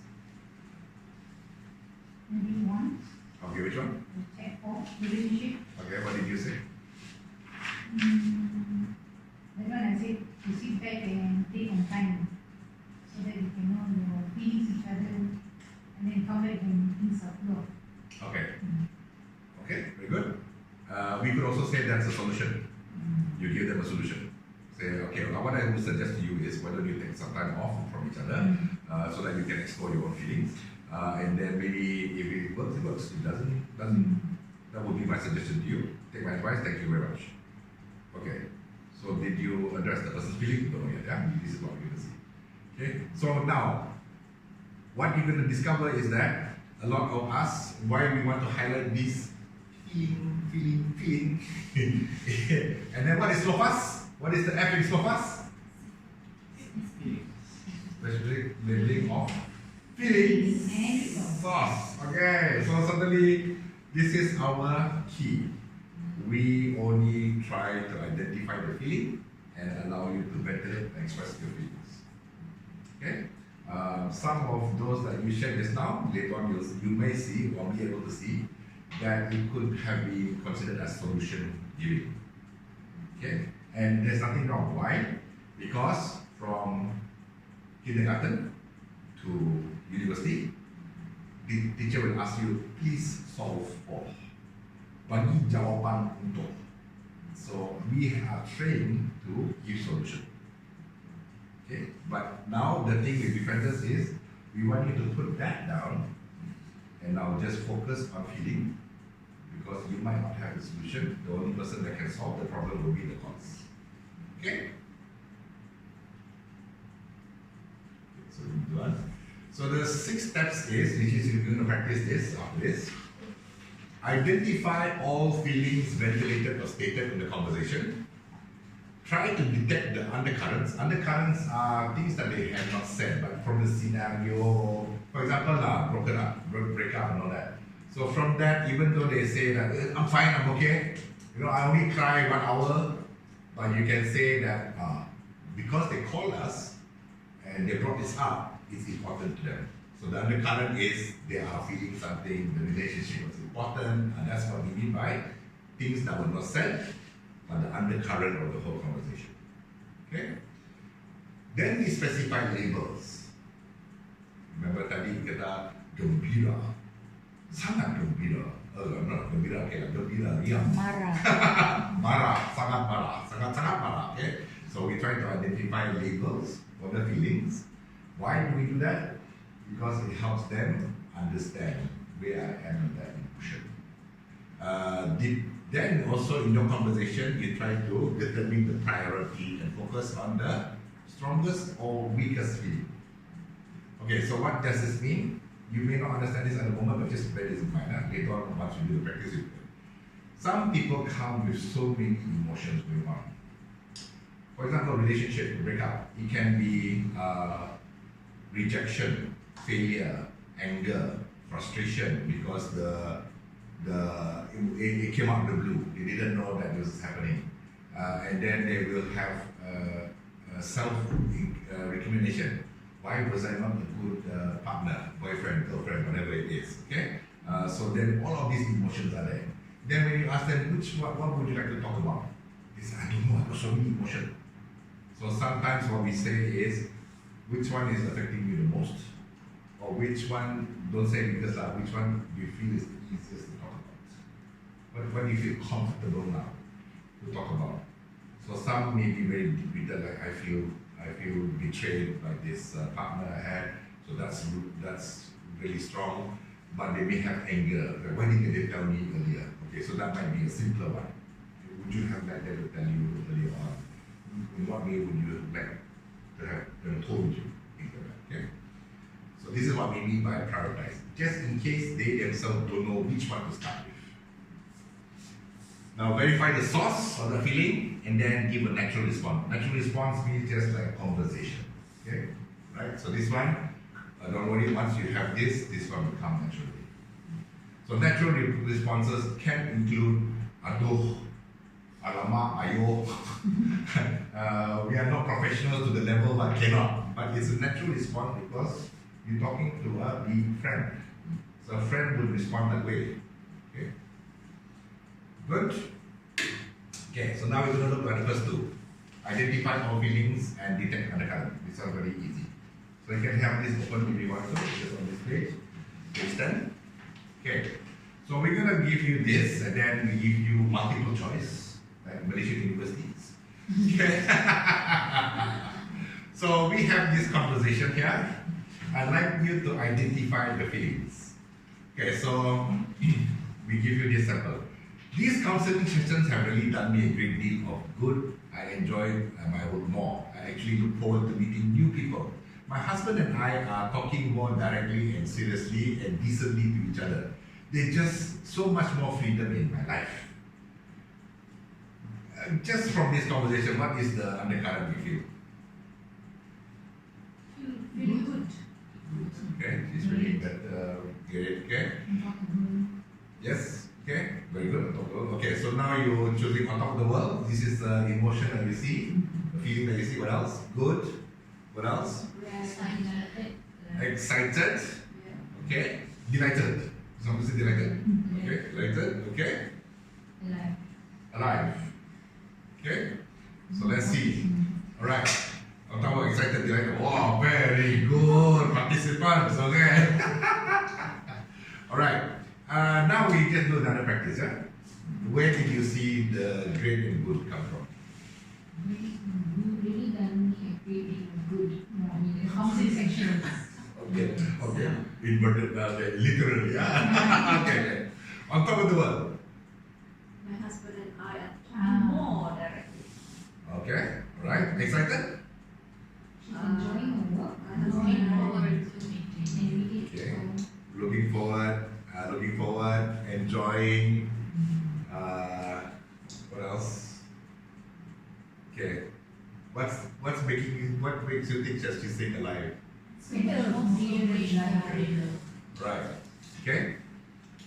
Just out of curiosity, if this person had come up to you and said this before this, what would you have said to this person? How would you have responded?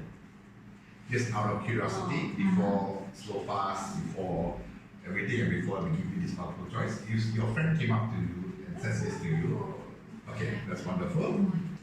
Yeah, I'm happy for you. Right? Okay. Good. Next. You know what to do.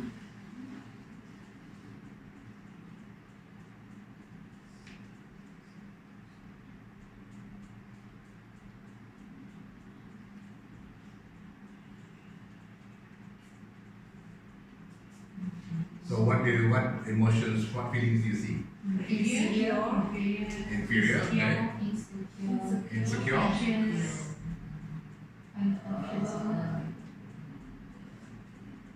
Sorry, inferior, insecure, anxious, okay. Inadequate, okay. Okay. Okay, let's see. Inferior, insecure, these are in general, okay? Right. If afraid, do you see afraid? Where would it be? What would be the source? People will judge her, and afraid people will judge her.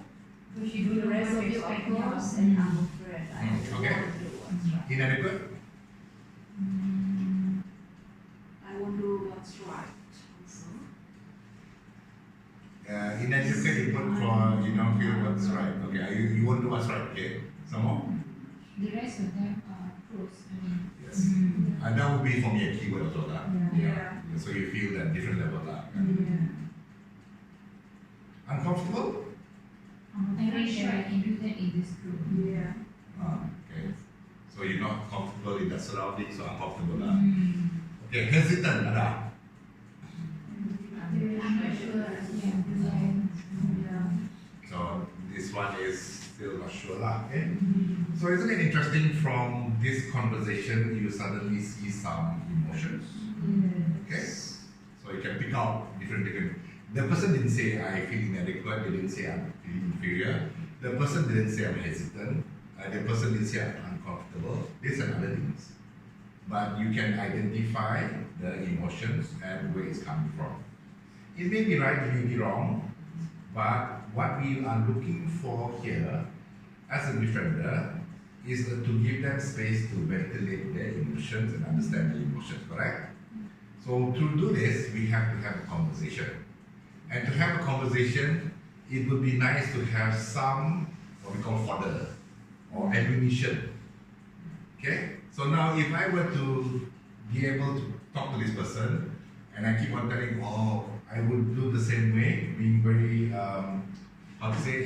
listening to this person compassionately. If I were to say to this person, after they told me, I don't know what to expect from this group, I've never been in a group before, I get the feeling that the rest of you are pros.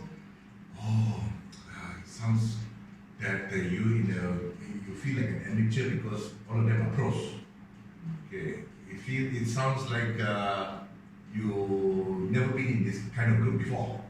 If I keep on repeating whatever he said or she said, then after a while they think I'm a parrot or maybe a chatbot that was really badly programmed.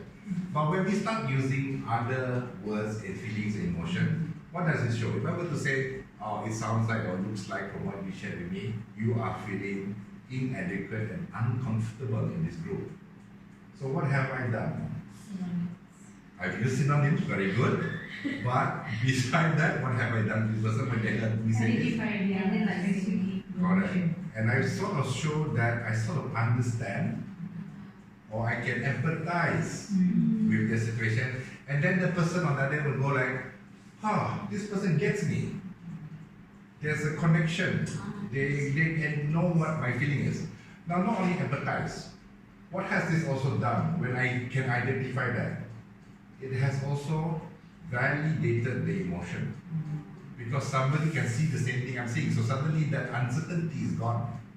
Oh, another person, just from my description, can see or empathize with my situation. So my feelings that I'm feeling inadequate, I'm not a pro, that I'm out of my depth, has just been validated by a trained befriender. So my feelings are not wrong. The way I'm feeling, this confusion that I'm going through, is no longer confusing because somebody also knows that I'm in this situation. So that is why we use feelings and source. And we use it back in the conversation. Because it acknowledges, is empathy, it's validation, and it gives them confidence. Okay? Are you sort of seeing the way we do our conversations? Okay, so just to share with you, for me it was like, when I saw this, it suddenly made a lot of sense. Okay, but it takes practice. Because you can sometimes see it and sometimes cannot. It's a bit challenging, but with practice, it becomes so much more easier. And if you can use this in your daily conversation also, it is so much more powerful. Okay? Alright, let's go with another one. So what we are doing is practice now. We are trying to help you identify feelings. We're going to escalate this to bringing you to forming sentences. what I just did lah. Well, it sounds like this. Okay? Right, so let's go with this one here. What are emotions that you see? This person is feeling what? Miserable. Miserable. Useless. Useless. Nah, not jealous. Maybe with the insecure also. Okay, so you got suicidal, you got dejected, you have useless, you have worthless, miserable. Okay, so we have these, right? Okay, so interesting. Of course, we are suicide prevention. Where did you see suicide? After all, who is there to care about? He's just like the enemy.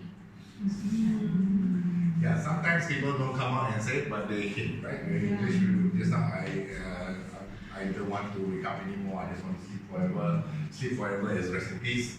So these are some of the hints. Yes, suicidal is there. Okay, dismayed, useless. Where do we see that? Not going to. Work. Also, who is there to care about me now, right? Useless also puts under worthless. Yeah. Okay. So dejection, you can feel it in the undercurrent. Yeah. So interesting when you see conversations this way. Yeah. So much more information. Like that. Even from this, you can see a K-drama going on.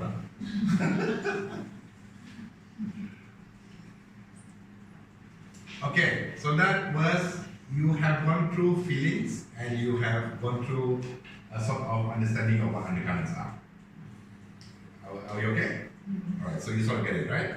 Now we're going to go to specify a label for the feeling and also determining the priority and focus on the feelings, okay? Okay, so labeling of feeling, you have this.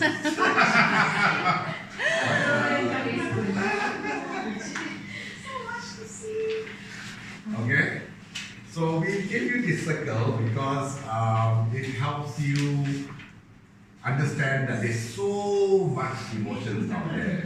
Okay, you can find this online. The emotional wheel, and there'll be different ways of looking at it. Okay, one of the theories is that we only have 6 main emotions, and from those 6 main emotions, these are the other emotions that come from that. Okay? So for example, happy is one of our main core emotions. And then from happiness we have joy. We are interested in something, we can feel proud, these things make us happy. Okay? So this is an emotional wheel. Good to have it handy. So these are some things that you can use as well, right? So just now let's say so somebody says, I just joined this group, I feel they're all pros, I'm very uncomfortable with this. That sounds awful. Wow, suddenly you have a cheat sheet. This can give you words to use. Or you can feel awful, you feel judged, okay, what others? That must be hurtful, you must have been embarrassed. These are the way we use it. So these are just ways for us to understand the emotions that we have. Okay? So this one you can find online, but we give it to you here because also for practice it on, you also want to see some of the emotions. Clear? Okay, so this one you don't have, but you can look it up also under mood meter. We love using this as well, especially in solid psychology, because different from emotional wheel, this has a different XY axis. Okay, so this one has, just now the wheel just shows you the 6 core emotions, and from that, what other words are there. The mood meter combines that emotions with energy and how you feel. Okay, so if you see that's the Y or X, I can't remember. Why? You see, I go to school, I get Okay, on this Y axis, you see energy, okay? And then remember just now I said when people are feeling depressed, they feel low energy. So where is depression? Yes, depressed, despair. So this is where you feel unpleasant and you are very low energy. Okay? So people that are angry are feeling unpleasant because when you're angry also you're feeling you're frustrated, you're irritated. That's why you're angry. But you want to lash out at somebody, you want to punch somebody, you want to do something. That's why you have a high energy.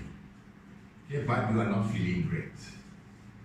Right? So then we also have this side which is you feeling pleasant, you feeling like you're meditating, you're chill, you relax. And then you have this one which is the extroverts love this area. Okay? They're feeling pleasant, they're feeling engaged, they're out, and people are listening to them. Okay?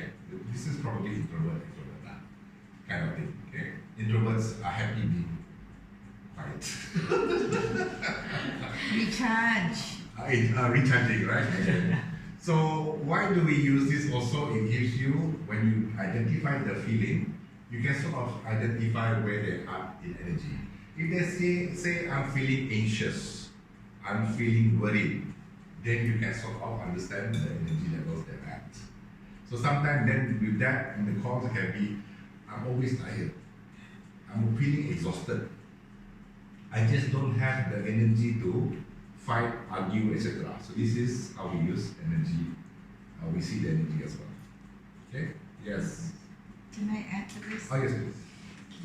So I'm a fan of this app. It's created by a psychologist from the Yale Center of Emotions, University of Yale. But this is now superseded by a new app, and it's free for everybody, Android users and Apple users also. This one has 100 labels of emotions, but the new one has 144. Right? But I loved this when we first came, both of us, when we did our diploma in positive psychology. We learned this in 2016. It was so clear the X and Y axis because it just made sense, right? We have positive emotion, but like high energy, angry, like rage. We also have high energy when we're elated, so happy, excited. And we also, similarly for the low energy, right? Depressed or feeling very peaceful and serene. So I loved learning about this. So now sometimes our languaging is like, I'm having a yellow emotion, or I'm having a blue emotion, or I'm having a green one. So in our daily conversation, sometimes I use the color just to give a general sense of where I am in my emotions. I talk a lot about the new app, which is called How We Feel.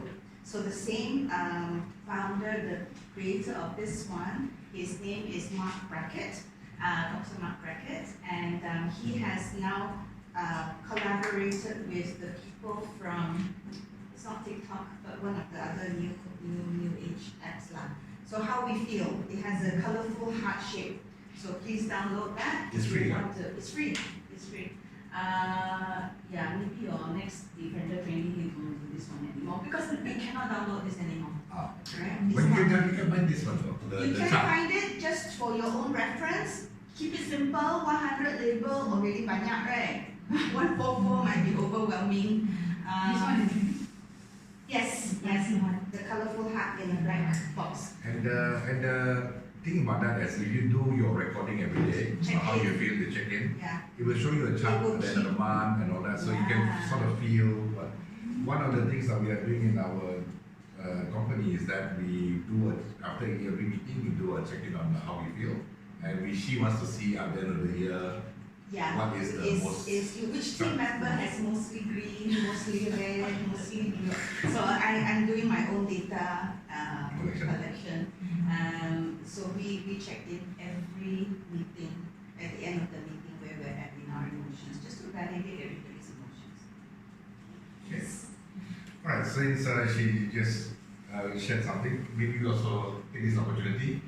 We have Jessie here, just came in. Jessie is the president of Befriending. Good morning, everyone. Good morning. Nice to see all of you here. Thank you for taking this challenge. I call it a challenge. You guys want to sit this out, so can you just come over? Where is it? Okay. I think on you. Okay. Standing for how long? Right. Okay. So another thing why I like the mood meter, I will download the new one which shows the chart. Okay. Is if you look at the energies, I'll ask you this question now. Okay. Let's say just only or yesterday you receive an award or an acknowledgement. Something that you've been doing for a long time, suddenly people recognize you, you were awarded on stage and all that. How do you feel? Where would you think you'd be? Yellow? Yeah. Yellow? Yellow where? Excellent. Okay, yeah. Okay. So that was yesterday, last night, the dinner. This morning, your neighbor, who happens to be here, comes up to you and says, you know, the day you said if I want to talk to somebody, I can talk to you. I'd like to talk to you now. Okay, so you still have hangover, right? Your neighbor has been like this for the last few months, right? Do you think you should talk? No. Oh, why? Yes, let's talk! Finally! You want to talk to me after 2 months? Hey, by the way, last time you see my award? Okay, Yeah. what is it that we like to talk about? And you are here. You suddenly think that this was such a bad idea, right? Okay, so just for fun now. So when we look at and why energy is important, is also as a befriender or as a friend or family member, when you want to help somebody, also check in where your energy level is and that person's energy level. Now this person here may not be able to adjust. They don't have energy. Just being here already is a lot of energy. Being able to reach out to you is also taking energy. You, however, have excess. You can step it down a few notches. But you need to be aware of where you act. And so you need to match. So either somewhere down here or somewhere here. Yeah? So that's why sometimes even for befrienders when we come in, we try to come in earlier, at least from the hub, whatever, from home, family, traffic jam, come in. For Amilin, I don't know, because he's on the weekdays, so they come after work out of the traffic jam. So for them, they probably have a different process. Chill first, maybe make coffee. I don't drink a cigar. Make coffee, relax. Okay, you're in this space, nice white walls, quiet. Okay, so from here maybe he can relax a bit more. He's going to green, so that he's ready to go blue. Okay, so for me, I'm on the weekends. Okay, so for me, weekend maybe already I'm a green area, but I still need to just understand where I'm at, so that if people call from blue or red, I can adjust. So always knowing where you're at as well before you help others. So another thing is, if you're here also, and somebody here calls you, should you talk to them? So when we add blue ink plus blue ink, that's good. Purple. You print very purple. Purple are very good at that. Yeah. Purple is white and blue. Okay. But you understand. Okay, so yeah, always why this is why I like this chart, because it's unlike this one. It just shows you the words we can use and where it comes from. But this one shows us energy levels and makes us aware of our energy and also most aware of that other person's energy. So again, how do we handle this on our calls? Also moderating our tone, the pitch, the pacing that we say. So if you know that this way, don't talk too fast lah. We also slow down. Okay, we use a deeper voice, maybe we slow down. On WhatsApp chat also, don't be too excited to respond. Okay, because you need to give them time to digest and also read and feel the emotions that they're going through, especially if you know they're here. Sometimes you look at callers that call and say, look, I'm just bored. Are you busy? No. Can we chat? Okay, fine. Then that's all. Okay, fine. Good so far? Yes. Okay, so we went that way because we just wanted to show you that there are materials for you to find the labels. Right? Okay, so here you go. Now this one a bit different. We want you to make sentences now. Just now you pick up the feeling. Try, can you explain or express how this person feels, okay? And you can use the emotional wheel as well. Okay? So my classmates don't like me, and right now I don't like them. Why do they have to be so mean? They make fun of me, but at least they make fun of my clothes, shoes, and what I bring for lunch. They don't have to like me, but at least they stop making fun of me. How is this person feeling? Frustrated. Sorry? Frustrated. Frustrated, okay. Then Mad at? hurt. Mad at her, okay. Okay. Can you make this into a sentence? What would you say to this person? What do we say to this? Yeah, what would you say? I understand you're furious and hurt at the same time. Uh-huh.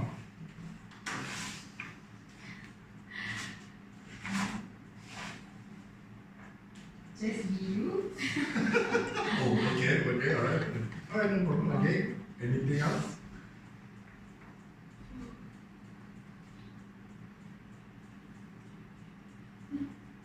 I know you're frustrated with this situation. That's all.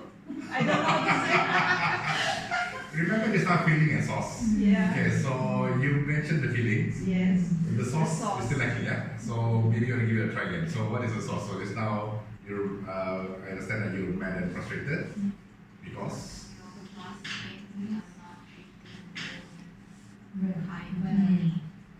bullying you also can laugh, okay? Right. Yeah. Very good. Okay.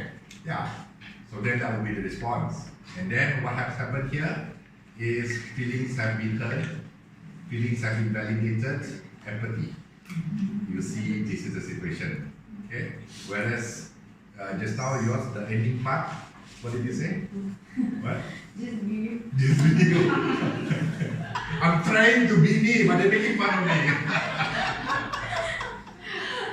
Okay, so yeah, I love that. I mean, just share how you respond, because from our mistakes in befriending, then we learn what is a normal conversation and another level. Can we use more of befriending skills? Okay, so let's go to this one. We go back to the first exercise. What are the emotions you see first? So you said mad, hurt, frustrated, anger. What else? Sad. Sad. Sad. Where do you see sad? Maybe. I think the undercurrent. I mean. Yeah, I think it would be But they don't have to. why do they have to be so mean? They can make fun of my clothes, shoes, and what I bring for. Well, at least they make fun of my clothes, so so it's sort of like, how to say, balancing off. Okay, at least they make fun of these things, not the whole me, whatever. Okay, right. So someone else, where do you see the mad, frustrated, angry? I wish they stop making fun of me. Okay, so normally a teacher would say, what would a counselor or teacher outside the class say to this child? Ayah, you just being sensitive lah. Batu kau balik, okay semua. Yeah. Yes, so why we bring that up is because now you see the differences. We are actually, when we say something, we may not be addressing the emotions, and our role as befrienders is the feeling, ventilation of feeling, understanding the feeling, labeling the feeling. Okay? Yeah. This person is feeling angry, upset, sad. Okay, this one. So do it by stage. Find the feelings first and then try to find the sentence.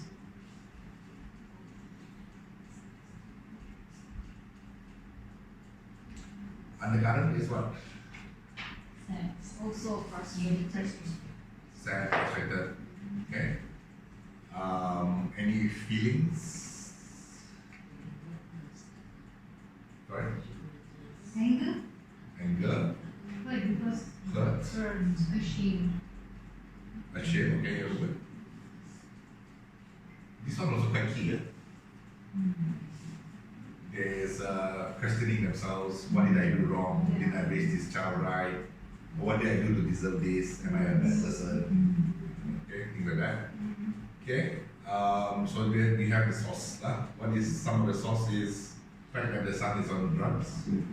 They've been called up to the student counselor's place. They feel that they've raised this child properly, but somehow off track. So they have the betrayed, the disappointment. So, okay, why do they pick this up? Because this gives you so much words to use in a conversation. Right? Otherwise, okay, let's try this. Talk normally to me. Okay, this one normally to you. I talk to you all. Why is this happening to me? I never did anything wrong to him in all my life. Now my son has to be on drugs. I give him all that food he asked for nowadays. Respond normally. Bluntly, Huh? honestly and bluntly, Yeah. So this send him to rehab. send him to rehab. But if I send him to rehab, then my neighbors will see, then other family will say, my other family members, my brothers, sisters say, see, you never raised your son right and all that. Again, come back down to me. I don't want him to send him to rehab. I think I can handle him at home. I'm so sorry it happened to you. It's not your fault. It's not your fault. It's not my fault, okay? It's not your fault.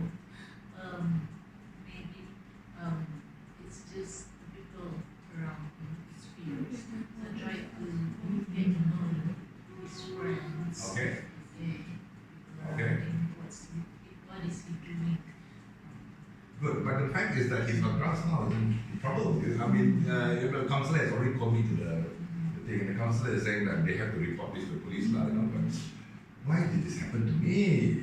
I know you say it's not my fault, but it's happening. So something happened, something wrong. I did something wrong. Anybody in the family on It drugs? happens. Anybody in the back? Where did he get the drugs from? Sometimes we don't choose what happens to us, it just happens. It's beyond our control. But I give money to all these charity, I help out these NGOs.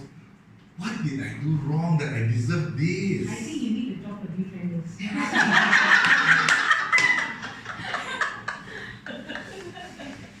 Okay, so why we do this exercise sometimes is because when you go down a solution or advice giving, the conversation quickly ends.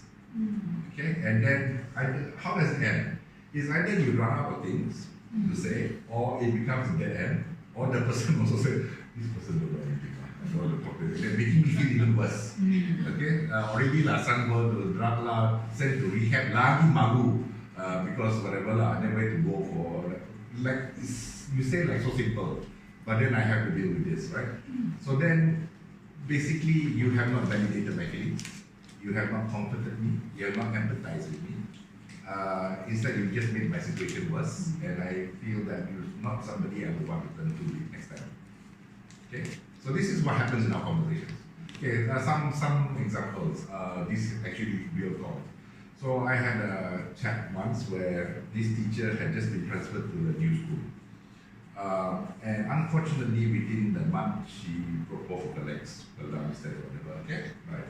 So now imagine new workplace, new school. Now she's incapacitated for about 3 months.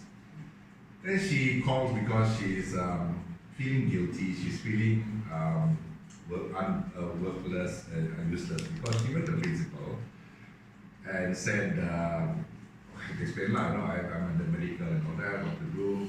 The principal's response to her was, it's okay, there was another cikgu, he broke one leg, he was back in 1 month. Okay, so we know that this is a normal response. But what do you think the woman felt, the lady teacher felt? Even worse. Validated, she felt even worse. Why do you think the principal said that? No, not stop. Work. So we need Yeah. to work. Okay. Alright, is there a positive way to look at what the principal said? Motivate her to come back.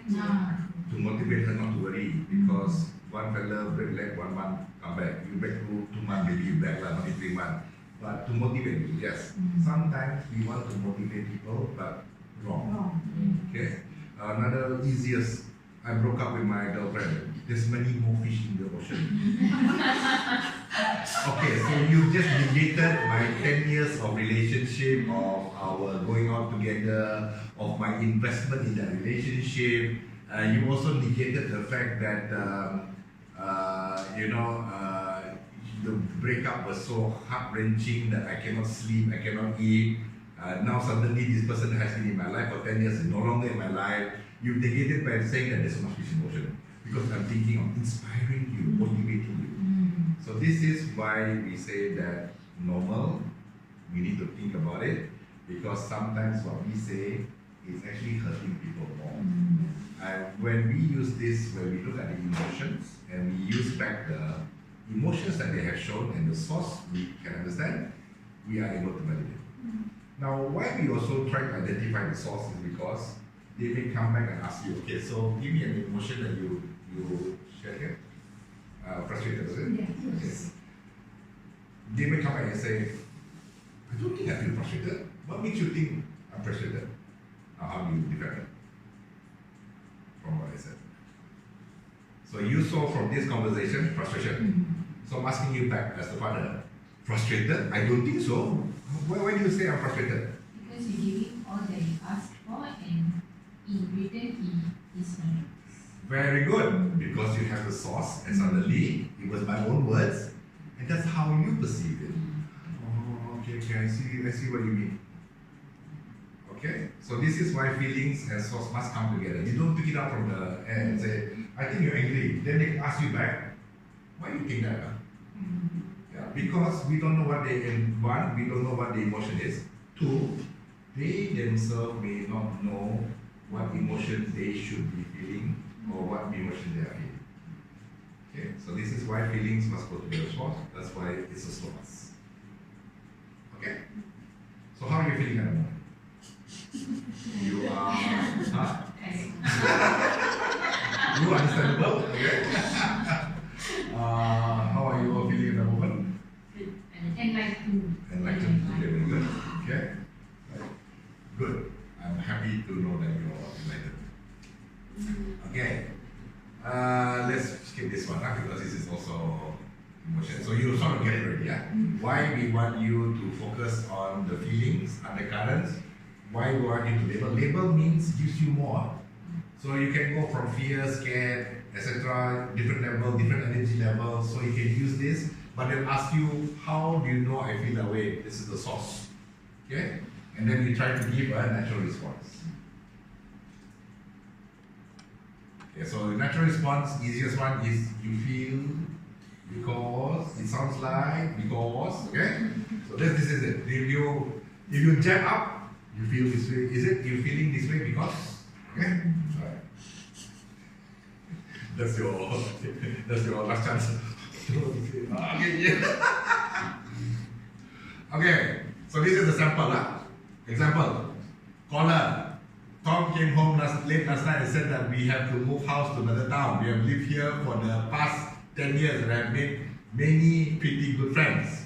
So the befriender says, you feel sad because moving means leaving all your friends. Okay, what other emotions can you see? Huh? Sad. Sad. I like it. Left out because Tom did not include her in the decision making. Okay, make a sentence. So you feel left out because? Your husband made decisions without including you. Good. Come on, what are the feelings?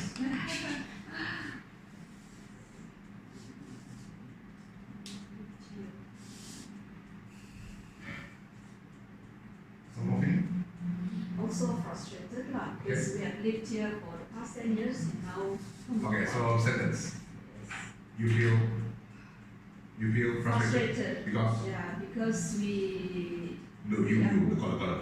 Oh. Caller.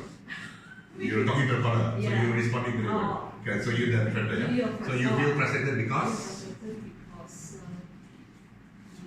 you leave your friends that you have befriended for the past 10 years. Okay, very good. Besides frustrated, we can also use another word.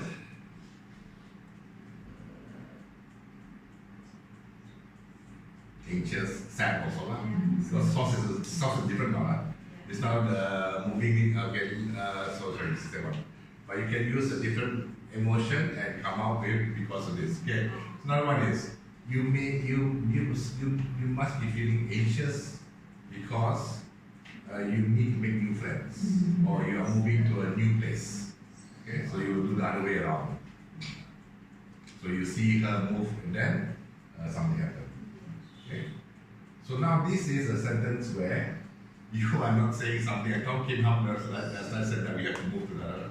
we have lived here. So previous groups have said things like, where you moving to? How far is it? If it's close by, you can still visit your friends. Right? These are normal responses because are we being unkind? No. We are thinking that, oh, they may not have realized that it's only an hour away. If they took the bypass, Jalan Pintas, they can actually arrive in 30 minutes. They can still be their friends. Wow. Okay? So I must tell them this. It's not that far. So was that helpful for the caller? No. The caller said, you think I don't know? Right? But if you said this, oh, I only looking at the emotion. You even your friend, oh, you feel sad, you know. Although it's only an hour or two away, it's still a new place. And the fact that your husband come up late at night and tell you we're moving, expecting you to pack up everything and move house where you've been there for so many years, is, find me a word that is, find the emotion, is, find me an emotion that is frustrating, is repugnant, is anyone? Insulting. Yes! You see how is the emotional wheel? You don't have to feel it, but you need to identify what they may be feeling and use these words to help them feel, oh, thank you, you hear me, you know what I'm going through. Yes, my Indian husband, this is not the only thing that he's done. He made decisions like, you know the 62-inch TV that we have? He can tell me. Then, is that okay? Are you okay to talk about that? Should we continue talking about that? Yes, because she's ventilating her feelings. So then you might have an undercurrent is she's frustrated with her husband. So is it the husband, now then you see, is it the husband making decisions or is the move the big issue? Okay? So you let them ventilate. So that's why you try to look for the emotion, because you don't know where. If you look at this, the first thing is, the move is the issue. So that's why you come up with sentences like, previous, you didn't laugh, you're very good. The previous participants will come, how far? Do you know where? It's not that far, you know, that's okay. So that's because they are focusing here. But underlying, it might be this, the decision-making process, and this is just a effect. Right? Boleh sudah? I think you already understand very clearly lah. Just the question is, can you practice it? Right? Okay, let's try this one. Okay, let's try this one. So what are you feeling? So you are the befriender, you are addressing this person, what do you feel? Okay, so you have lonely. So can you make a sentence? You feel lonely because? I feel lonely because your kids don't need you anymore. And your wife has recently died, so now you're alone at the house. Very good. Okay, very good. Some more? What else? What are the emotions can you see? So you see, okay, one of the what actually I shared is the emotion, and she's also in the sentence because she's also given the source. So now, for me, the caller, I may say, no, actually, I'm not feeling lonely, but I'll give you another reason. So it's a conversation already. I can either say no, but then I explain to you why, or I can agree, or I can say yes, I'm feeling lonely, but not because of the reasons she's saying. But all of this leads to a conversation. If you say, but that's so long ago, you should get over it. Children will grow up and move. This is part of life. Yeah. Now you go holiday on your own. This advice giving, and suddenly this person feels like, you think I never thought about that. But my problem calling befriended is my feeling, the emotion. Okay? Right. So you see, you don't have to be right, you just have to have a conversation. And that happens real life as well. You don't have to be, so don't think that you need to get the right emotions and the right source. No. It's a conversation. Alright, another feeling. You may even feel bored because since you're retired and spending a lot of time alone around the house, which is big for you because you have no one to talk to. No harm, no harm. It sort of infers because children are no longer there. Wife passed away, right? So no one to talk to. It could lead you to another question. Do you have neighbors? Are you close to your family? So then that would be a discovery and letting them think about it. Yeah. So here we are just starting the conversation. Yeah, possible. Okay, so we just work on extension of the discovery. So they come in because they're feeling emotionally overwhelmed. Sometimes they're not able to see the options or the good things around them. And by you pointing out, do you have people that you can talk to you close by? Then it has another conversation. Okay, either yes I do, I don't want to burden them. Then you say things like, oh, you're such a good friend, but maybe you need to approach them when you really need it. So there's a lot of these conversations, but not towards solutions. Okay, all right. One more emotion. Any more emotions? You feel sad because your children are not with you, and you feel lonely, especially when your wife died last year. Sad. Yeah. Again, all the facts that were given, and you give the emotion that you think is coming out, and you give the source. So, if I wanted to correct you, I will correct you, or I will just say yes. You're hearing me. You have validated my feeling, rather than giving me advice on what to do. Okay. So yes, Elizabeth's right. Some of the other participants have before said things that they should do. Oh, have you tried gardening? Since you have such a big house, maybe you have a big garden. Gardening is good for you. It's good for your mind, for your soul. But was that in the conversation? No. So it becomes like advice giving, and you are not allowing them to get it. Okay.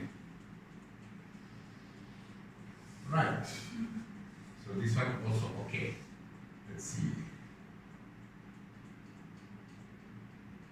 Okay. Since we have a doctor here, this one.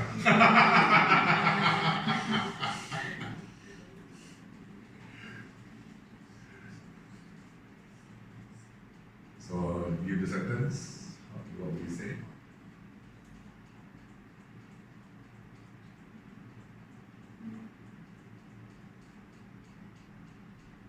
You feel overwhelmed by the rumors that you have heard about those tests. Probably the uncertainties of what's ahead is also bothering you. Okay. Yes, very good. And then I have a conversation. Yeah, I think so, yeah, these are the rumors I heard. Yeah, if only they can be clearer with me, I might feel a bit better. Yeah. So again, remember, it's just the ammunition for you to have a conversation. And you're not judging, you're not making decisions, or you're not giving solutions. You're only focusing on the emotions, and you're telling them where you see come from. Okay? So it's always focusing on them and their emotion at the time. Okay, things that you can do with this one is also, not only you feel, it sounds like this is what you're experiencing, this is what you're going through. Okay? From what you've shared with me, it seems like, okay, so these are the things, but the easiest is still, it seems like you feel this stuff. Okay? Right, one more emotion. Anxious, okay? You feel? I feel anxious because you don't know what kind of test the doctor is going to give you. Yeah. So you don't know what the test that the doctor is giving to you. You can go further and say, so it's a lot of things more uncertain. Yeah. So and this uncertainty must be stressing you out or giving you anxiety. So then, what do you know? If they come out with the solutions and all that, that's a different thing. All Alright, so let's just take a moment here. Where are you all at now? Are you all okay? So quietly absorbing and seeing and In color. understanding why some of your friends have not want to talk to you anymore. And you will say, I always give good advice, why they never come back to me now? Alright, let's see. Okay, where are we? Okay, so okay, don't worry about natural. Natural is we were already practicing this. Okay, now I'd like you to go back to the chats. Remember the chats? Chat 1. So let's see whether you can find it.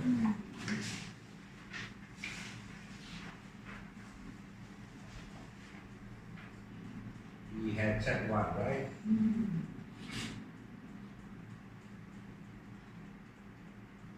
Okay, look at the response. How is it? Don't you make a first habit better?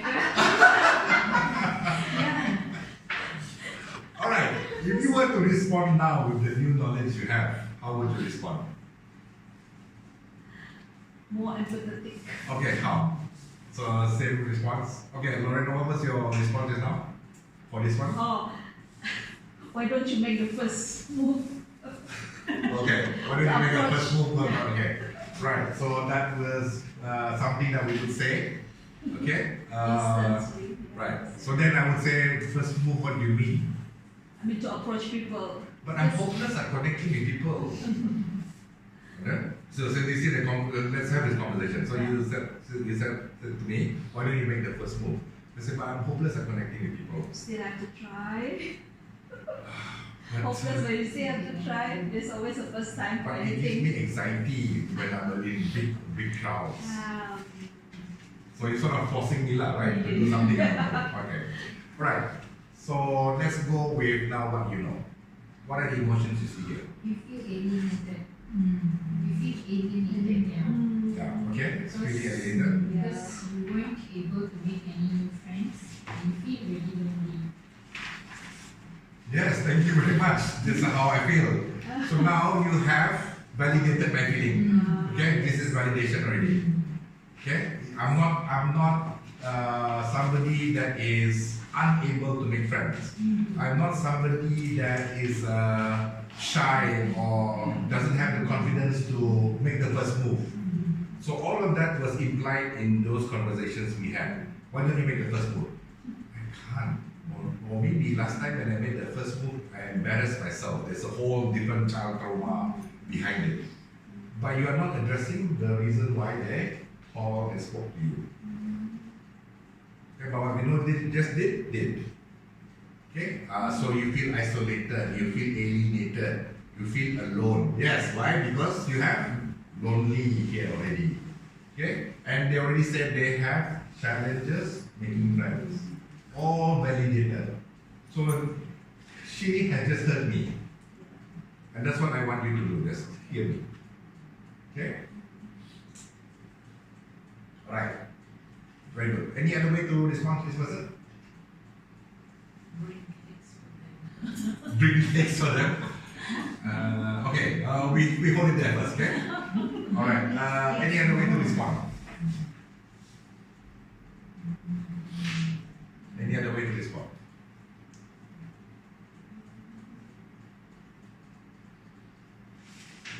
Okay, so if you don't know, just go back down to the emotions first. You see loneliness. You see isolation. UCT. You see maybe discomfort, don't know how to get around. UCT also means like you don't know where places are, you don't know where to eat, don't know what to do. Haven't been able to make any friends, meaning also going back to loneliness or isolation, scared, okay, haven't been able to, what does that mean? Okay, and then this one, yes, alienation. Everybody else got the clicks already, but I don't have. Then this one says hopeless at connecting with people, confidence. I don't have the confidence. Okay, so these are the emotions coming out. So you can come out, you feel scared, because you're in a new city, everything's new to you, you don't have friends around you. So just now you had a response is, do you have friends and all that? Can, later on, but not the first response. Yeah. So you have to ventilate the feelings first. You say, I know what I can see what you're feeling. So, it sounds like you are really feeling alone, you feel isolated, you don't seem to have a support system because you're in a new city, you don't know how to go around properly, and then everybody now already got their friends already, and it's harder for you to join into the group. Can I ask, from your previous place, do you have friends that came down to the city with you? Something like that. That's where you come in with your, but you ventilate their feelings. Because if you jump to that question, which you can ask later on, you didn't validate this part. You didn't connect it. Although in your mind, like, that's the thing first thing you ask, but we take it step by step. Deal with your emotions. Okay? Alright, so you're taking notes. Okay. Now Elizabeth brought a good example. She said, bring cake. Tell me where you are. I'll be your friend. I'll bring you cake. She's been very kind. We have people in the society like that. We also have people in Befrienders like that, and we strongly discourage it. Okay, why? Okay, so part of this one we covered second day or third day. Okay, you also need your space, and there's only so many people that you can help. So sometimes you need to know your boundaries, okay? Because you have your own life to live. Right, some people, if you remember the blue meter, blue color, can become dependent. So we want to avoid dependency. So part of the things that we do as a befriender is also every shift. We also say, if they say, Wednesday night I spoke to so and so, is that person on duty again? We will say things like, no, they're not on duty tonight, but we are trained the same way, why don't you talk to us? And we encourage them to try to talk to us. So we try to break the dependability. Okay? So when you do this, the fear of dependence comes. Okay, so bad examples which I'm sure you have heard or hopefully not experienced yourself are where somebody has become dependent, like just now we do that example, depressed up.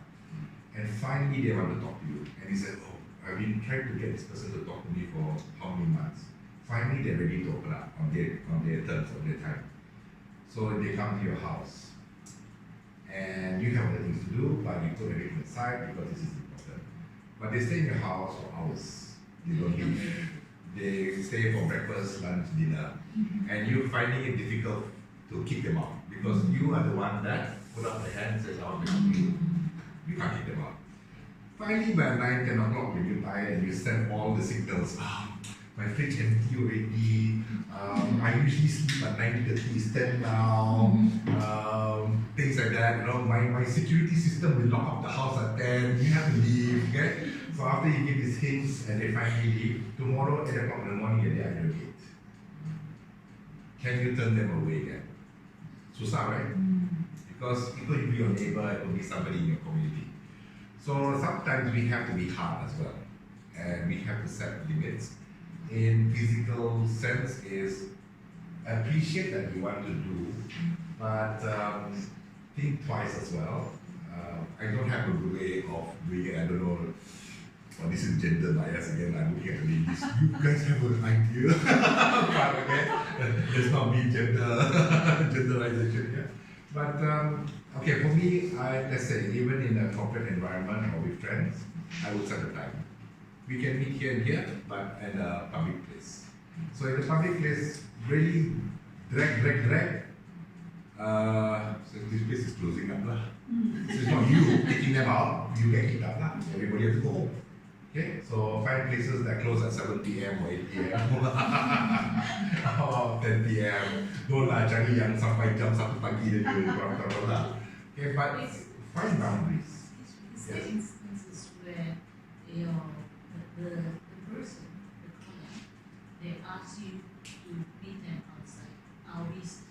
Yes, they have There have been, but as we share with you the rules later on, of course, as a befriender, no. Your role is only to be befriending outside. Do not meet anybody outside. Another thing is, we do not return calls. Caller can call, okay? Caller can call, but if for some reason, mid-sentence, the call gets cut off and all that, especially WhatsApp, we have the number, okay? But you cannot call back. That is not within our charter. We do not call out. We only receive calls. Okay, now why is this? One very big reason is the call is always within the caller's control. They can decide when to hang up. So if we start calling them, it's sort of invasion of their privacy. So you sort of imagine if it's a caller for out of the blue, maybe let's say 7:35 cut off, and I feel, oh, ini Digi punya masalah lah, Celcom lah. Okay, I'll call back in 5 minutes. So this person may be feeling a different way, emotion wave, right? They might feel better now. 7:40 I call. Hey, just now the line got cut off lah. Shall we continue? Suddenly I remind them back off. This when they were at the bottom. So the things like that, so the thing is we don't call out. Also, we don't go out and see. But what if this person is suicidal and then they're talking all these things and then they suddenly just hang up? Okay, suicidal different situation. That one we also cover tomorrow, but just for our information today. Okay. For suicidal, then there's a totally different befriending. We don't talk about emotion anymore. We go to crisis. Now we go to save life. Okay, so that is a whole different project where we ask, do you want us to call somebody? Can you tell us where you are? Because if suicidal already, we have to involve the police. Okay, or bomba. Because that one, it could be danger to themselves, danger to other people. So when it comes to a suicidal call and we confirm it's suicidal, forget how you're feeling now and the source, the label, the feeling. Oh, it sounds like you're suicidal, you are desperate. And I think it's because of the relationship. Am I right? No lah, why lah? People suicidal already talk about the suicide. Where are you? Do you need help? Etc. Just share. So when it's suicidal, we change. And that one we cover it. Okay? For today, just try to grasp this. And what I'm trying to show you today is the way that we converse hasn't helped people ventilate or reduce the emotions. And it has caused more problems. Like the principal. Actually, boleh kata baik hati lah. He's trying to motivate. Friends, there's too much fish in the ocean. Trying to be comforting, but it comes off the wrong way. Okay? Right, let's see check 3. Check 3. Okay, how did somebody respond? How was your original response? Calm down. Calm down. And pray. Okay, calm down and pray. Okay. Another response. So Lorena's one was calm down, pray. Tell me what's worrying you. Tell me what's worrying you. Okay. Tell me what's worrying you. Not too bad, because you're not making a judgment. Okay, and that comes down to the priority. Strength, weakness, and that, because there may be a few emotions. So then tell me what's worrying you the most. Okay. Some of what are these words did you all give? Your original response.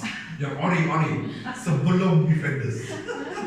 How can I help you with this? In my opinion, maybe you can try breathing technique. In my opinion, okay, alright, okay. Very good. Okay. Okay, so what has happened here is you didn't even delve deeper, and then you gave an opinion very fast. Okay, so then it's like, oh, okay. Breathing technique really okay because of anxiety right? Yeah, okay. Okay, not to say far off, but not addressing the actual situation. How would you address it now after befriending most of us? What would you say? What? So first pick up the emotions. Anxious. So? Worried. Yes. Can't concentrate. Yes. So affecting my sleep means also what? What are the underlying? Depression? Some more? Worried was here. So affecting my sleep also can relate to health, performance, They might be feeling tired the next day at work or school, etc. So that could be another worry, anxiety, building on. I think similar to your example is now. So they cannot sleep. So now they're worried that they cannot sleep. They cannot sleep, then that is affecting their work, which has caused more worry. So it just keeps on building. Okay. So what can you say? How would you say? You feel because. You feel because. You feel. It sounds like you feel. Also, you feel like anxious. Yes, because. Maybe losing sleep. Yes. It sounds like you worry because you're losing sleep. Yes. It's affecting my sleep. Okay. So this one can open up to much more. Health issues, performance, etc. Okay. Some more. What else? So here you have anxiety, you have worry, you have unable to sleep, can't concentrate. So undercurrent is affecting them in their daily life. Okay? Right, so what is another way to respond? It seems like, I see that you are feeling Anxiety because you have so much worries. okay, yes. You can use more also. Yeah. You have so much worries, constant worry, and it's never ending worries. Okay. Was that a better answer than what you all gave? Pray? Yeah. Of course. Again, some of the things you say can be used later, but sometimes rather than immediately blurting out a solution, why don't we get to know and also acknowledge the feeling first? So they come up to you, acknowledge the emotion, validate the emotion, say that I can see where this is coming from because of this source. So you are right to feel this way. So this is something I also use. So sometimes people post and say, okay, I feel angry, I feel betrayed by my colleagues and all that. Then I say, yeah, so what you're saying is your colleagues did this to you. So in my opinion, you are right to feel betrayed or not. So you are sort of taking a side, but you also explain based on what they have shared with you. Okay. How was your response to this? This is very interesting. This one we hear quite a bit. Relationships. What was your response? There's much fish in the ocean.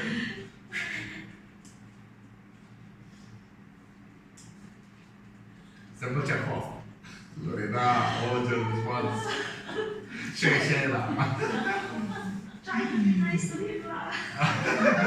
Okay, so Lorena's response was try to be nice to him. What else? Give him time. He'll see how valuable you are. He'll come back to you. Ada? Okay. Anybody else? For the time you spend in the relationship, if this works heavy, maybe you could listen her out and consider seeing things from her point of view. It's a bit Okay. confusing. Okay. Alright, so again depending on how the caller will respond. Some of them will, it's okay, they'll take it. Some of them are just happy somebody is there to talk and they can release whatever they're sharing. But we want to see whether we can heal them and bring them to a level where they don't feel that they cannot sleep, they can concentrate better, they have less worries. What would be a good way to respond to this? What are the emotions that we see?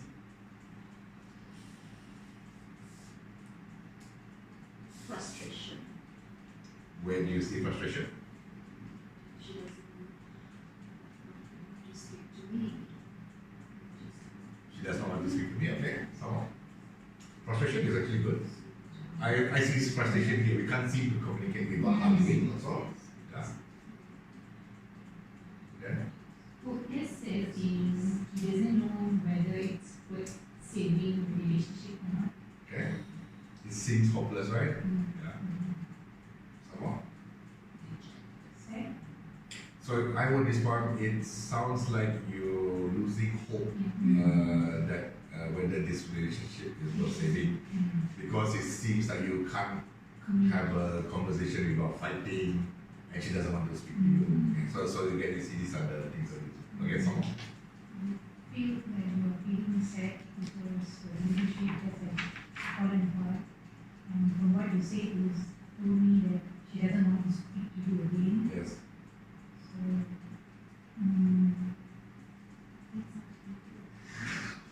Oh, very good, very good. I like that because she's actually addressing this part as well. We were addressing most of the frustration was here, but we also addressing here because this person, whether it is the guy or the girl, is calling a total stranger and wanting to talk to you about this. It's an emotional pain, so probably they had a lot invested in this relationship. So I like the fact that you addressed that. You're sad that this is falling apart. That's why you also asking for advice. You want to save it. There's an element of you want to save it. So this person is really sad that it's falling apart. They pointed out this one. Of course, if you ask the other party, they may have a different idea altogether. But it doesn't matter. Our role is to address the caller. We don't have to think about the other party. Okay. Whoever is talking to us, that is our priority. So what I mean is also there are situations where brother, sister, mother, father, parent will call on behalf of the children or sibling. My brother, my sister, my son, my daughter is feeling this way. Can you talk to them? Or this is the situation. We can have a conversation about that, but always priority is the person calling us. Okay, so we address. So how are you feeling? How about you? So one example, I think father called, mother called. Child was going through something, locked themselves in the room, self-harming, and so we told them, okay, have your child call us. Yes, it is in danger. It is of concern, and it's rightful that you are concerned. Please ask your person to call us. We can't call them; they have to be ready to call us. By the way, how are you? How are you feeling? How are you handling this? What is your emotional state now? Is there anything you'd like to talk about? So this is how we address that, and then we will talk about it because they're the caller. Okay. Right. Okay. Looking at the time. Okay, we have half an hour more to go. Okay. So how are you feeling so now? I'd like to hear from yours now. Okay, so you've seen befriending. Of course, now this is practice. Okay, you need to take practice. Today, what we've done is we showed you befriending technique, the listening skill. Okay, active listening. They say, okay, pay attention, put your phone aside, etc. All of this we know, right? But now for us, it's always about the feeling and where does that feeling come from. Must you get the right feeling? No.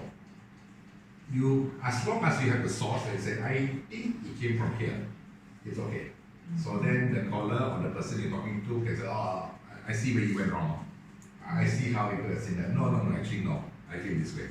Because you have disease. Okay? Alright. So now you're seeing how we normally converse, because not fault of us at all, because in school we are taught to solve problems. So you see this from a problem or relationship broken up. So okay, I'm glad you're asking. You know how many relationships I broke up with? Okay, you asked the right person, you got the right volunteer. Okay, let me tell you. Okay, how old was she? Okay, how long? Okay, all like this. Does that help? No. Because no ventilation of you. But you've seen how we address it normally, and then now you also understand how we recommend you do it as a trainer. Now this skill, you don't have to come to the center to use. You can start using it outside, and it will be very, very interesting for you to practice it. Okay? So next time you have a conversation with somebody, identify feelings first. What's the feeling and where the source? Feeling, source. Now it doesn't have to be a negative feeling. I invite you to practice a happy feeling as well. So something is happy. What emotion are they? Oh, you feel happy because you feel proud. You feel proud your child did this. You're proud of this, or you feel validated, or you feel that your work has been recognized. Happy feeling also can, as long as it's a feeling and source. So it's practice. And then now imagine a conversation where you are amplifying that good feeling. Right? What we're trying to do here is reduce that because ventilation. But now you're happy feeling and you can identify the feeling source. Let's say we use again award. So you were, last time you won the award. Wow, you must be feeling on cloud 9. You must be happy that finally your work has been recognized. You amplify that. So tell me what happened at the dinner. Who was there? Who gave you the award? They relive the experience, okay? So what are you going to do next? Now that you got this award, how are you going to use this publicity or whatever to continue your work? I'm sure many people will support you. Okay? Things like that. So you can see how this brings up the emotions. So befriending can be used to reduce, and it can also be used to amplify good feelings. Okay? You can also amplify negativity. Yeah, your husband. What time did he come home? Tell you to move. What kind of fella do that? Oh. Okay. So any questions that you may have? No? Okay, so we got through this. You got emotion. We've gone through these conversations as well. Okay, so how did you respond versus how you should be responding? Okay, don't feel bad. I'm just happy that all of you are able to see the difference. Okay, and don't be unkind to yourself because it's behavioral. The way we communicate and talk is behavioral. That's why to break this behavior, we need to change the way to practice. Okay, and tomorrow you'll see we share something called the hacks as well. Okay, do you need to be a befriender all the time, or do you need to use befriending skills all the time? All the time. Do you need to? No. Okay. It is, if you master this, treat it like a superpower. You can use it, like I said, to amplify a positive emotion or to reduce a negative emotion as and when you require, if you want to help somebody. Sometimes there are situations where I see that a person may need to just go through the pain for a while, so we don't help them. This is me in real life. So I make judgment calls. Do I want to amplify this? If somebody is having something that is worth building up, we amplify. Okay? Especially with my children, that's like amplify. So, you did well, okay, so who was there? How did your friends feel about it? How do you feel about it? What do you think about it? What do you think about your own performance? So we talk about that emotion that they have. If it's negative also, we try to negate it. But sometimes, if they have been like this or something like that, they say, okay, what else do you think you can do? What do you want to do? So we just leave them there so that they try to solve it themselves, to build up resilience. Okay? So think of it as a superpower that you can turn on and off. We do have a previous volunteer, which I also still think about, who says befriending should be a way of life, whether you stay in the center or not. And I sort of get it, but I'm human. Can I just add one thing on this part? Something I learned from him being married. We used to live in KL, and then one part of our lives he was working in Singapore. So he would take the coach at Friday night. He will take the coach out. So pick him up from the station. And the moment he got in the car, the kids were 3 and 5 years old. You know your kids are this one, He was, and how did that make you feel? Huh? Never asked before, he just read some book. How did that make you feel? Angry lah, frustrated lah, you're not here lah. And then I felt so much better. Just like that. And then another, because on the coach, right, he can read a lot, right? So another time, another book that he read, right, I went, your kids are Ask me how long it was. I only know how to release. And then you have to go. And then I self-reflect that I've never asked him about how he's feeling. I thought, everything is about me. But it's not. Right? And that one asked me has stayed with me in the last 25 years. Very, yeah. So when I asked him, he said, my week is this, and all the positive things lah. So it kind of like shifted my energy also.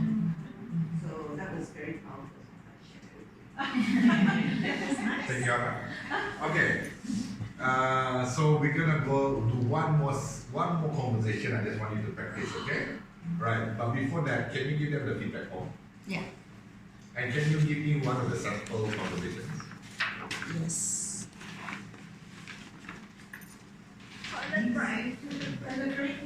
Oh yes, please. Take a comment break, please. Come back in 2 minutes. Yeah.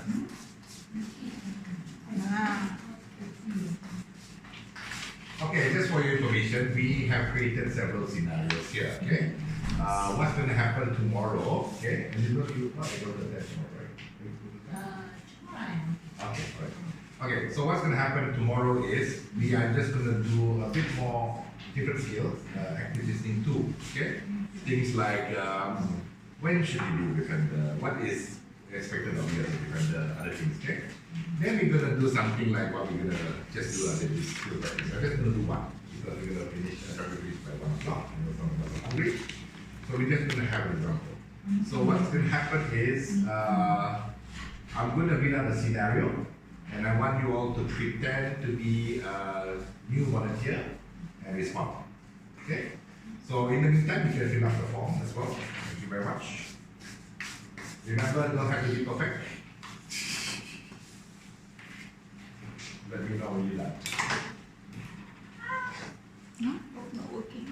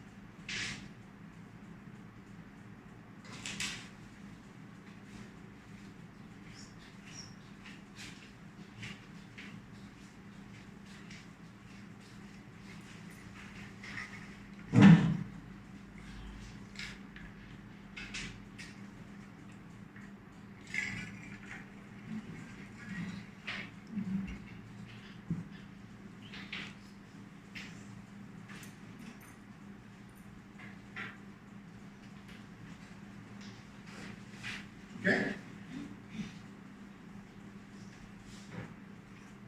Just send it to Hannah with that. Okay, so I'm going to read out a scenario to you, and I want you to. Yes, this one.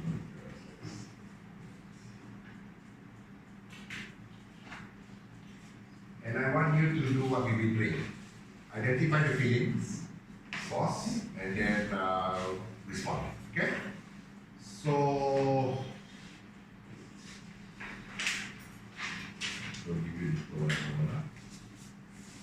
okay. So the scenario is like this, yeah. Michael is starting his second year at university. He's sharing an apartment with 3 others, but does not mix with them much. He has no real friends here and is not happy with his grades at university. So Michael, second year university, sharing apartment with 3 others, but does not mix with the roommates, yeah? He has no real friends here and is not happy with his grades at the university. During the holidays, he broke up with his girlfriend. He has been very moody and depressed since, and his parents are worried. He is very withdrawn and quiet. Okay? So Michael is the one calling him up. So he's very withdrawn and quiet, but he knows that he needs to talk to somebody. Okay, so from this scenario, what emotions have you identified? Isolated. Moody, isolated. Quiet. Okay, quiet. Okay. Moody, sad, frustrated, quiet. Okay. Devastated. Devastated because of the relationship.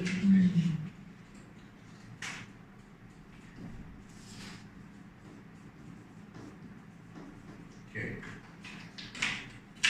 Okay, so just very in mind. Where did you go? Huh? Inside. Oh, okay. Okay. So that means, can you do this with me? Okay, so now we're gonna act it out. So I want you all to, okay, so what we're gonna do is, I'll be Michael, you'll be the, okay, so this is the scenario. Okay, so we're just gonna do a role play for you. So just give you a rough idea, yeah? So then there'll be a period where I ask you also to jump in questions you ask, okay? So I'm going to start off with you, and then we ask them how they did. Okay? So he's the befriender, I'm Michael. So I call him befriender. Ring ring. Ring ring. Hello, Befrienders Cake, and how are you feeling today? I'm feeling a bit moody and depressed today. That's why I'm calling befrienders.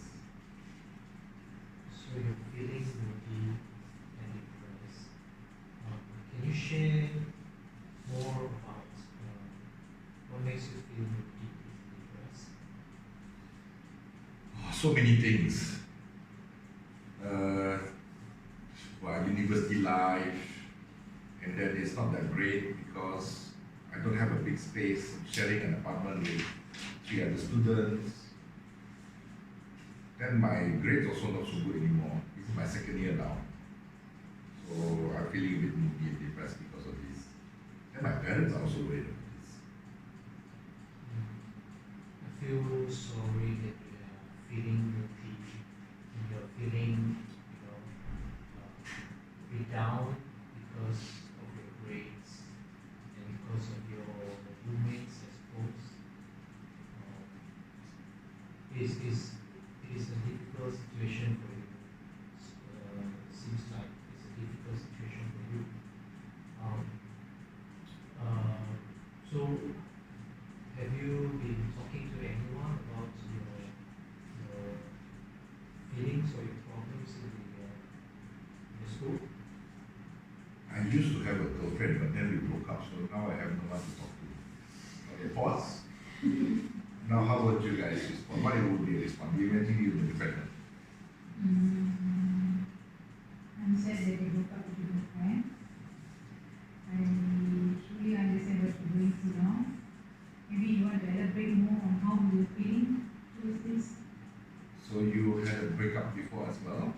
You understand how you said you understand. So how was your breakup? Were you with this person for 10 years like me?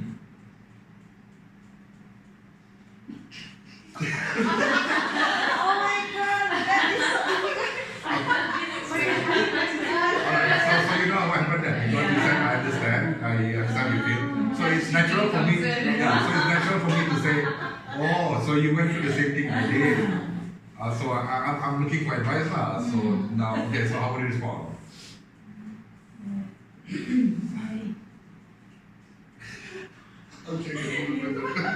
Yes, I went through the same situation also. But then, for now, I think better to concentrate on you, about how you feel. Because we might be different, what I feel, what I went through. Okay. Right, what do you do? Okay. I'm really under a lot of pressure. I mean, if anything, I would used to talk to my girlfriend, but now, the breakup was quite recent, and then she's ignoring me. And then because of my grades also, I'm under pressure. We're having exams soon. So there's a lot of things going on, and my roommates aren't any help at all. So, how do you respond? I understand you are very devastated currently because you have a lot of things going on in your life.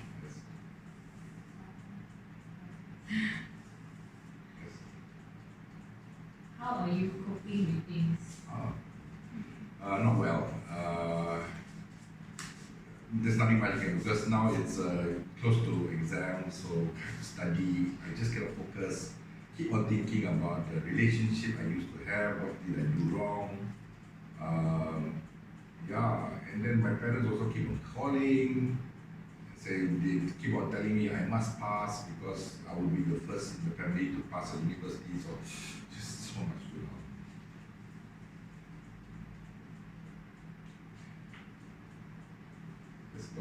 So I I did feel your pressure. I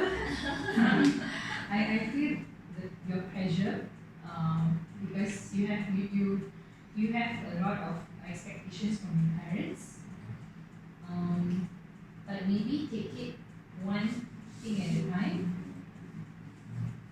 Anything you could suggest I could do? What's one thing I could do?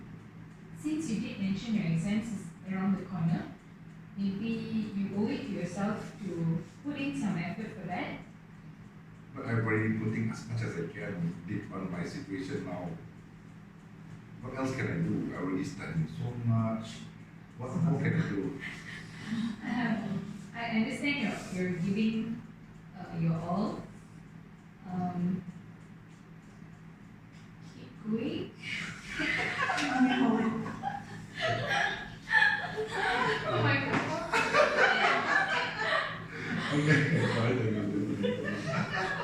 Okay, well, how is that? What was challenging about that? I think to find the proper way to tell the correct sentence. Yeah. Okay. Because in your mind you may not be giving suggestion or opinion directly. So you have to Yeah. That's why it's always trying to find the feeling and what feelings they have lah. Okay. Not too bad. I mean, okay, right? Not And it's actually very easy to give solutions, but it's so difficult to relate to the emotion. Yes. It's like you can relate the emotion somehow, but then somehow be like because and then we're giving a solution. So the point the solution part is very difficult. Okay. And All it's right. because you already We are programmed. used to giving solutions. Yes, we are programmed to give solution, right? And then also the callers will be programmed to ask. Okay, because I are looking to be vendors for help. So then ask. So this is definitely some of the challenges. But you all did very well. I mean, you identified the emotion, repeated some of the emotion. Okay, can continue the conversation. Yeah. Any questions from this side? No. Can you just, I mean, that is angry and then ask him to give space to the girlfriend because it is not good for him to talking to each other when they are angry. That would lead to more anguish. And give them space and concentrate with his studies for the moment. Make your parents happy. Okay. Make yourself happy. Look forward towards your future. Okay. So again, this one advice giving because you're coming from a so in your case, if you had done that, what we would say is that you are coming from a position of your values. Making the parents happy might not be what this person wanted. Okay? And they might not be capable of doing it as well. And that expectation may be too high. So again, we also have to be aware of what is our value, and it's always the caller's values now. Okay? But what you brought up there is interesting. This person is going through university pressure, exam pressure, relationship, and their parents' pressure. Okay, so it would be a good. So then, even sometimes as befrienders, when we encounter something like this, then we have to decide. Remember the strong and weak, which are the more important emotions or problems I would like to face. So then we have to decide, shall I start asking questions about the relationship?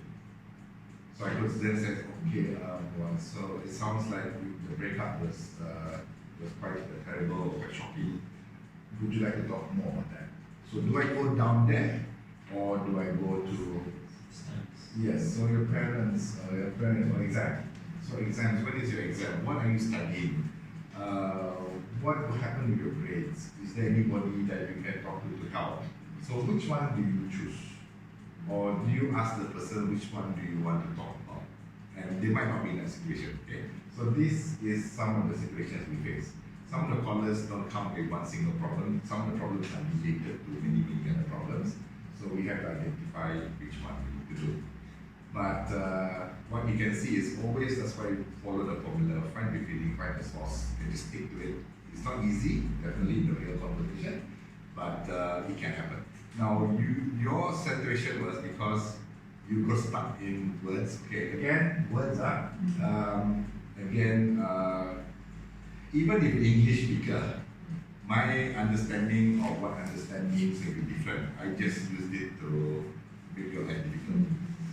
So you understand. You understand. So you also have the same relationship with me, 10 years, breakup and all that. So because when you say understand means you have gone through the same thing as I did. So I could be really innocently asking you, then how did you recover?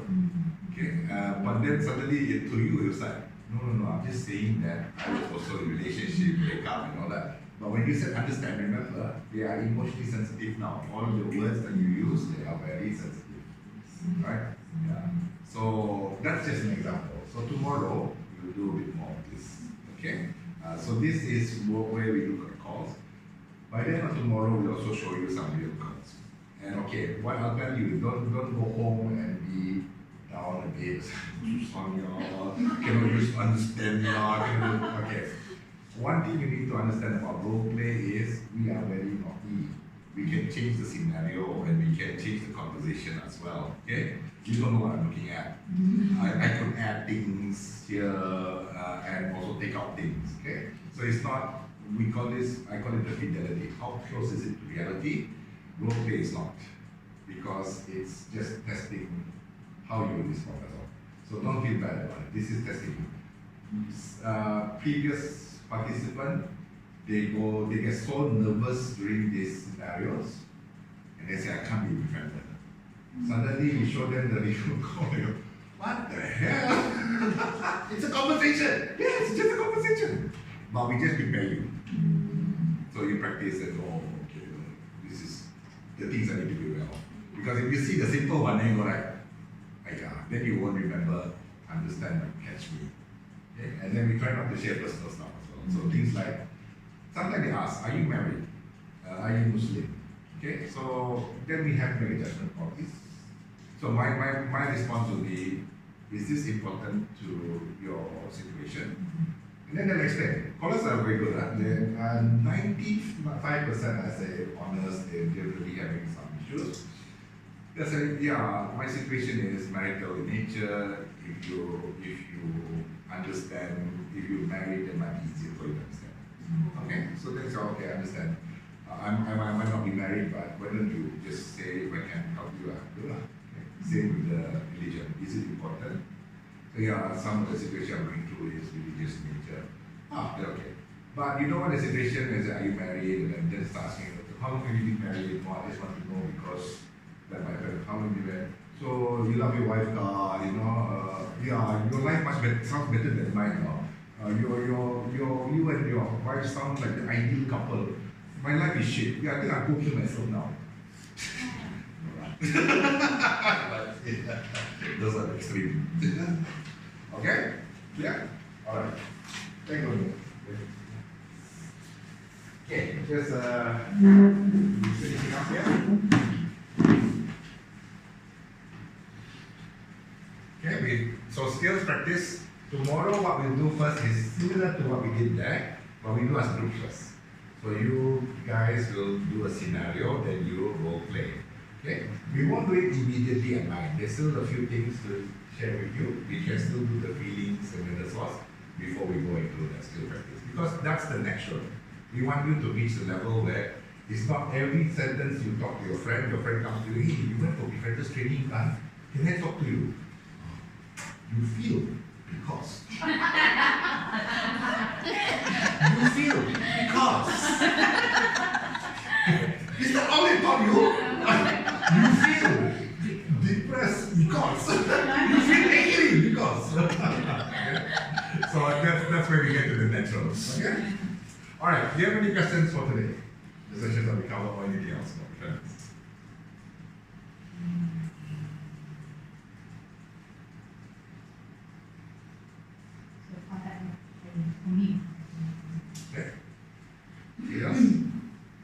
revise. Okay, tomorrow you can still ask. Okay, so quick review. Today what we did was we talked about the mental health state in Malaysia. Okay, you know that we are gatekeepers. So our role is we don't give diagnosis. We don't say you are bipolar or whatever.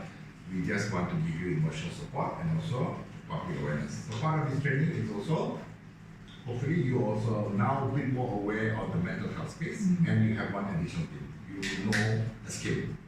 You already know how to use it. It's just practice. Okay.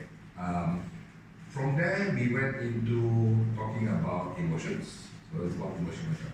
So if you ask us what's the difference befrienders active listening versus any other active listening, is other active listening, when you look at it, they talk about focus, is about the other person, listen and all that. Ours has the additional value, which is emotion. Always the emotion, and where does that emotion come from? And we give you the emotion wheel for you to have a bigger vocabulary for emotions. And as you can see, once you do the emotion, when you identify the emotion, you do three things. What are they? So when you say these are the emotion feeling, what is it? You validate my feeling. Okay? You help me label my feeling or identify my feeling. Okay, what else? You start thinking. Because you can see it, okay? Because you see from that scenario, oh, this is why I can have this feeling, and you validated my feeling. I'm right to feel this way. Okay?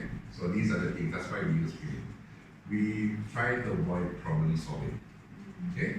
Because, let's put it properly now. Callers are called, we don't see their IC, we don't ask for their name, we only hear from their perspective. Okay? And they may have a totally different perspective than what is reality. But then what is reality, we also don't know. Okay? One couple can fight, this one say this one say that. Are they both, is this one right, is it not? We also don't know. Okay? So it's just perspective. So the important thing is, we just help them ventilate their feelings so that they feel better. They feel that they're empowered to go tomorrow, less anxious, less depressed, less stressed to do their work. Okay? So that's what we do. So you've learned SOBAS, you've learned the six-step formula, label, identify, undercurrents, then also try to use natural language, which is the strongest emotion or which is the easier emotion for them to talk about. So these are the things that it's also in the workbook as well. Okay? Right. So that's a quick review. And okay. And I'm not pushing a K-drama. we need to accept that sometimes it's okay to not be okay. Okay? And what is okay, we also know. Alright? So I'll see you here tomorrow at 9 o'clock. Okay? Thank you very much.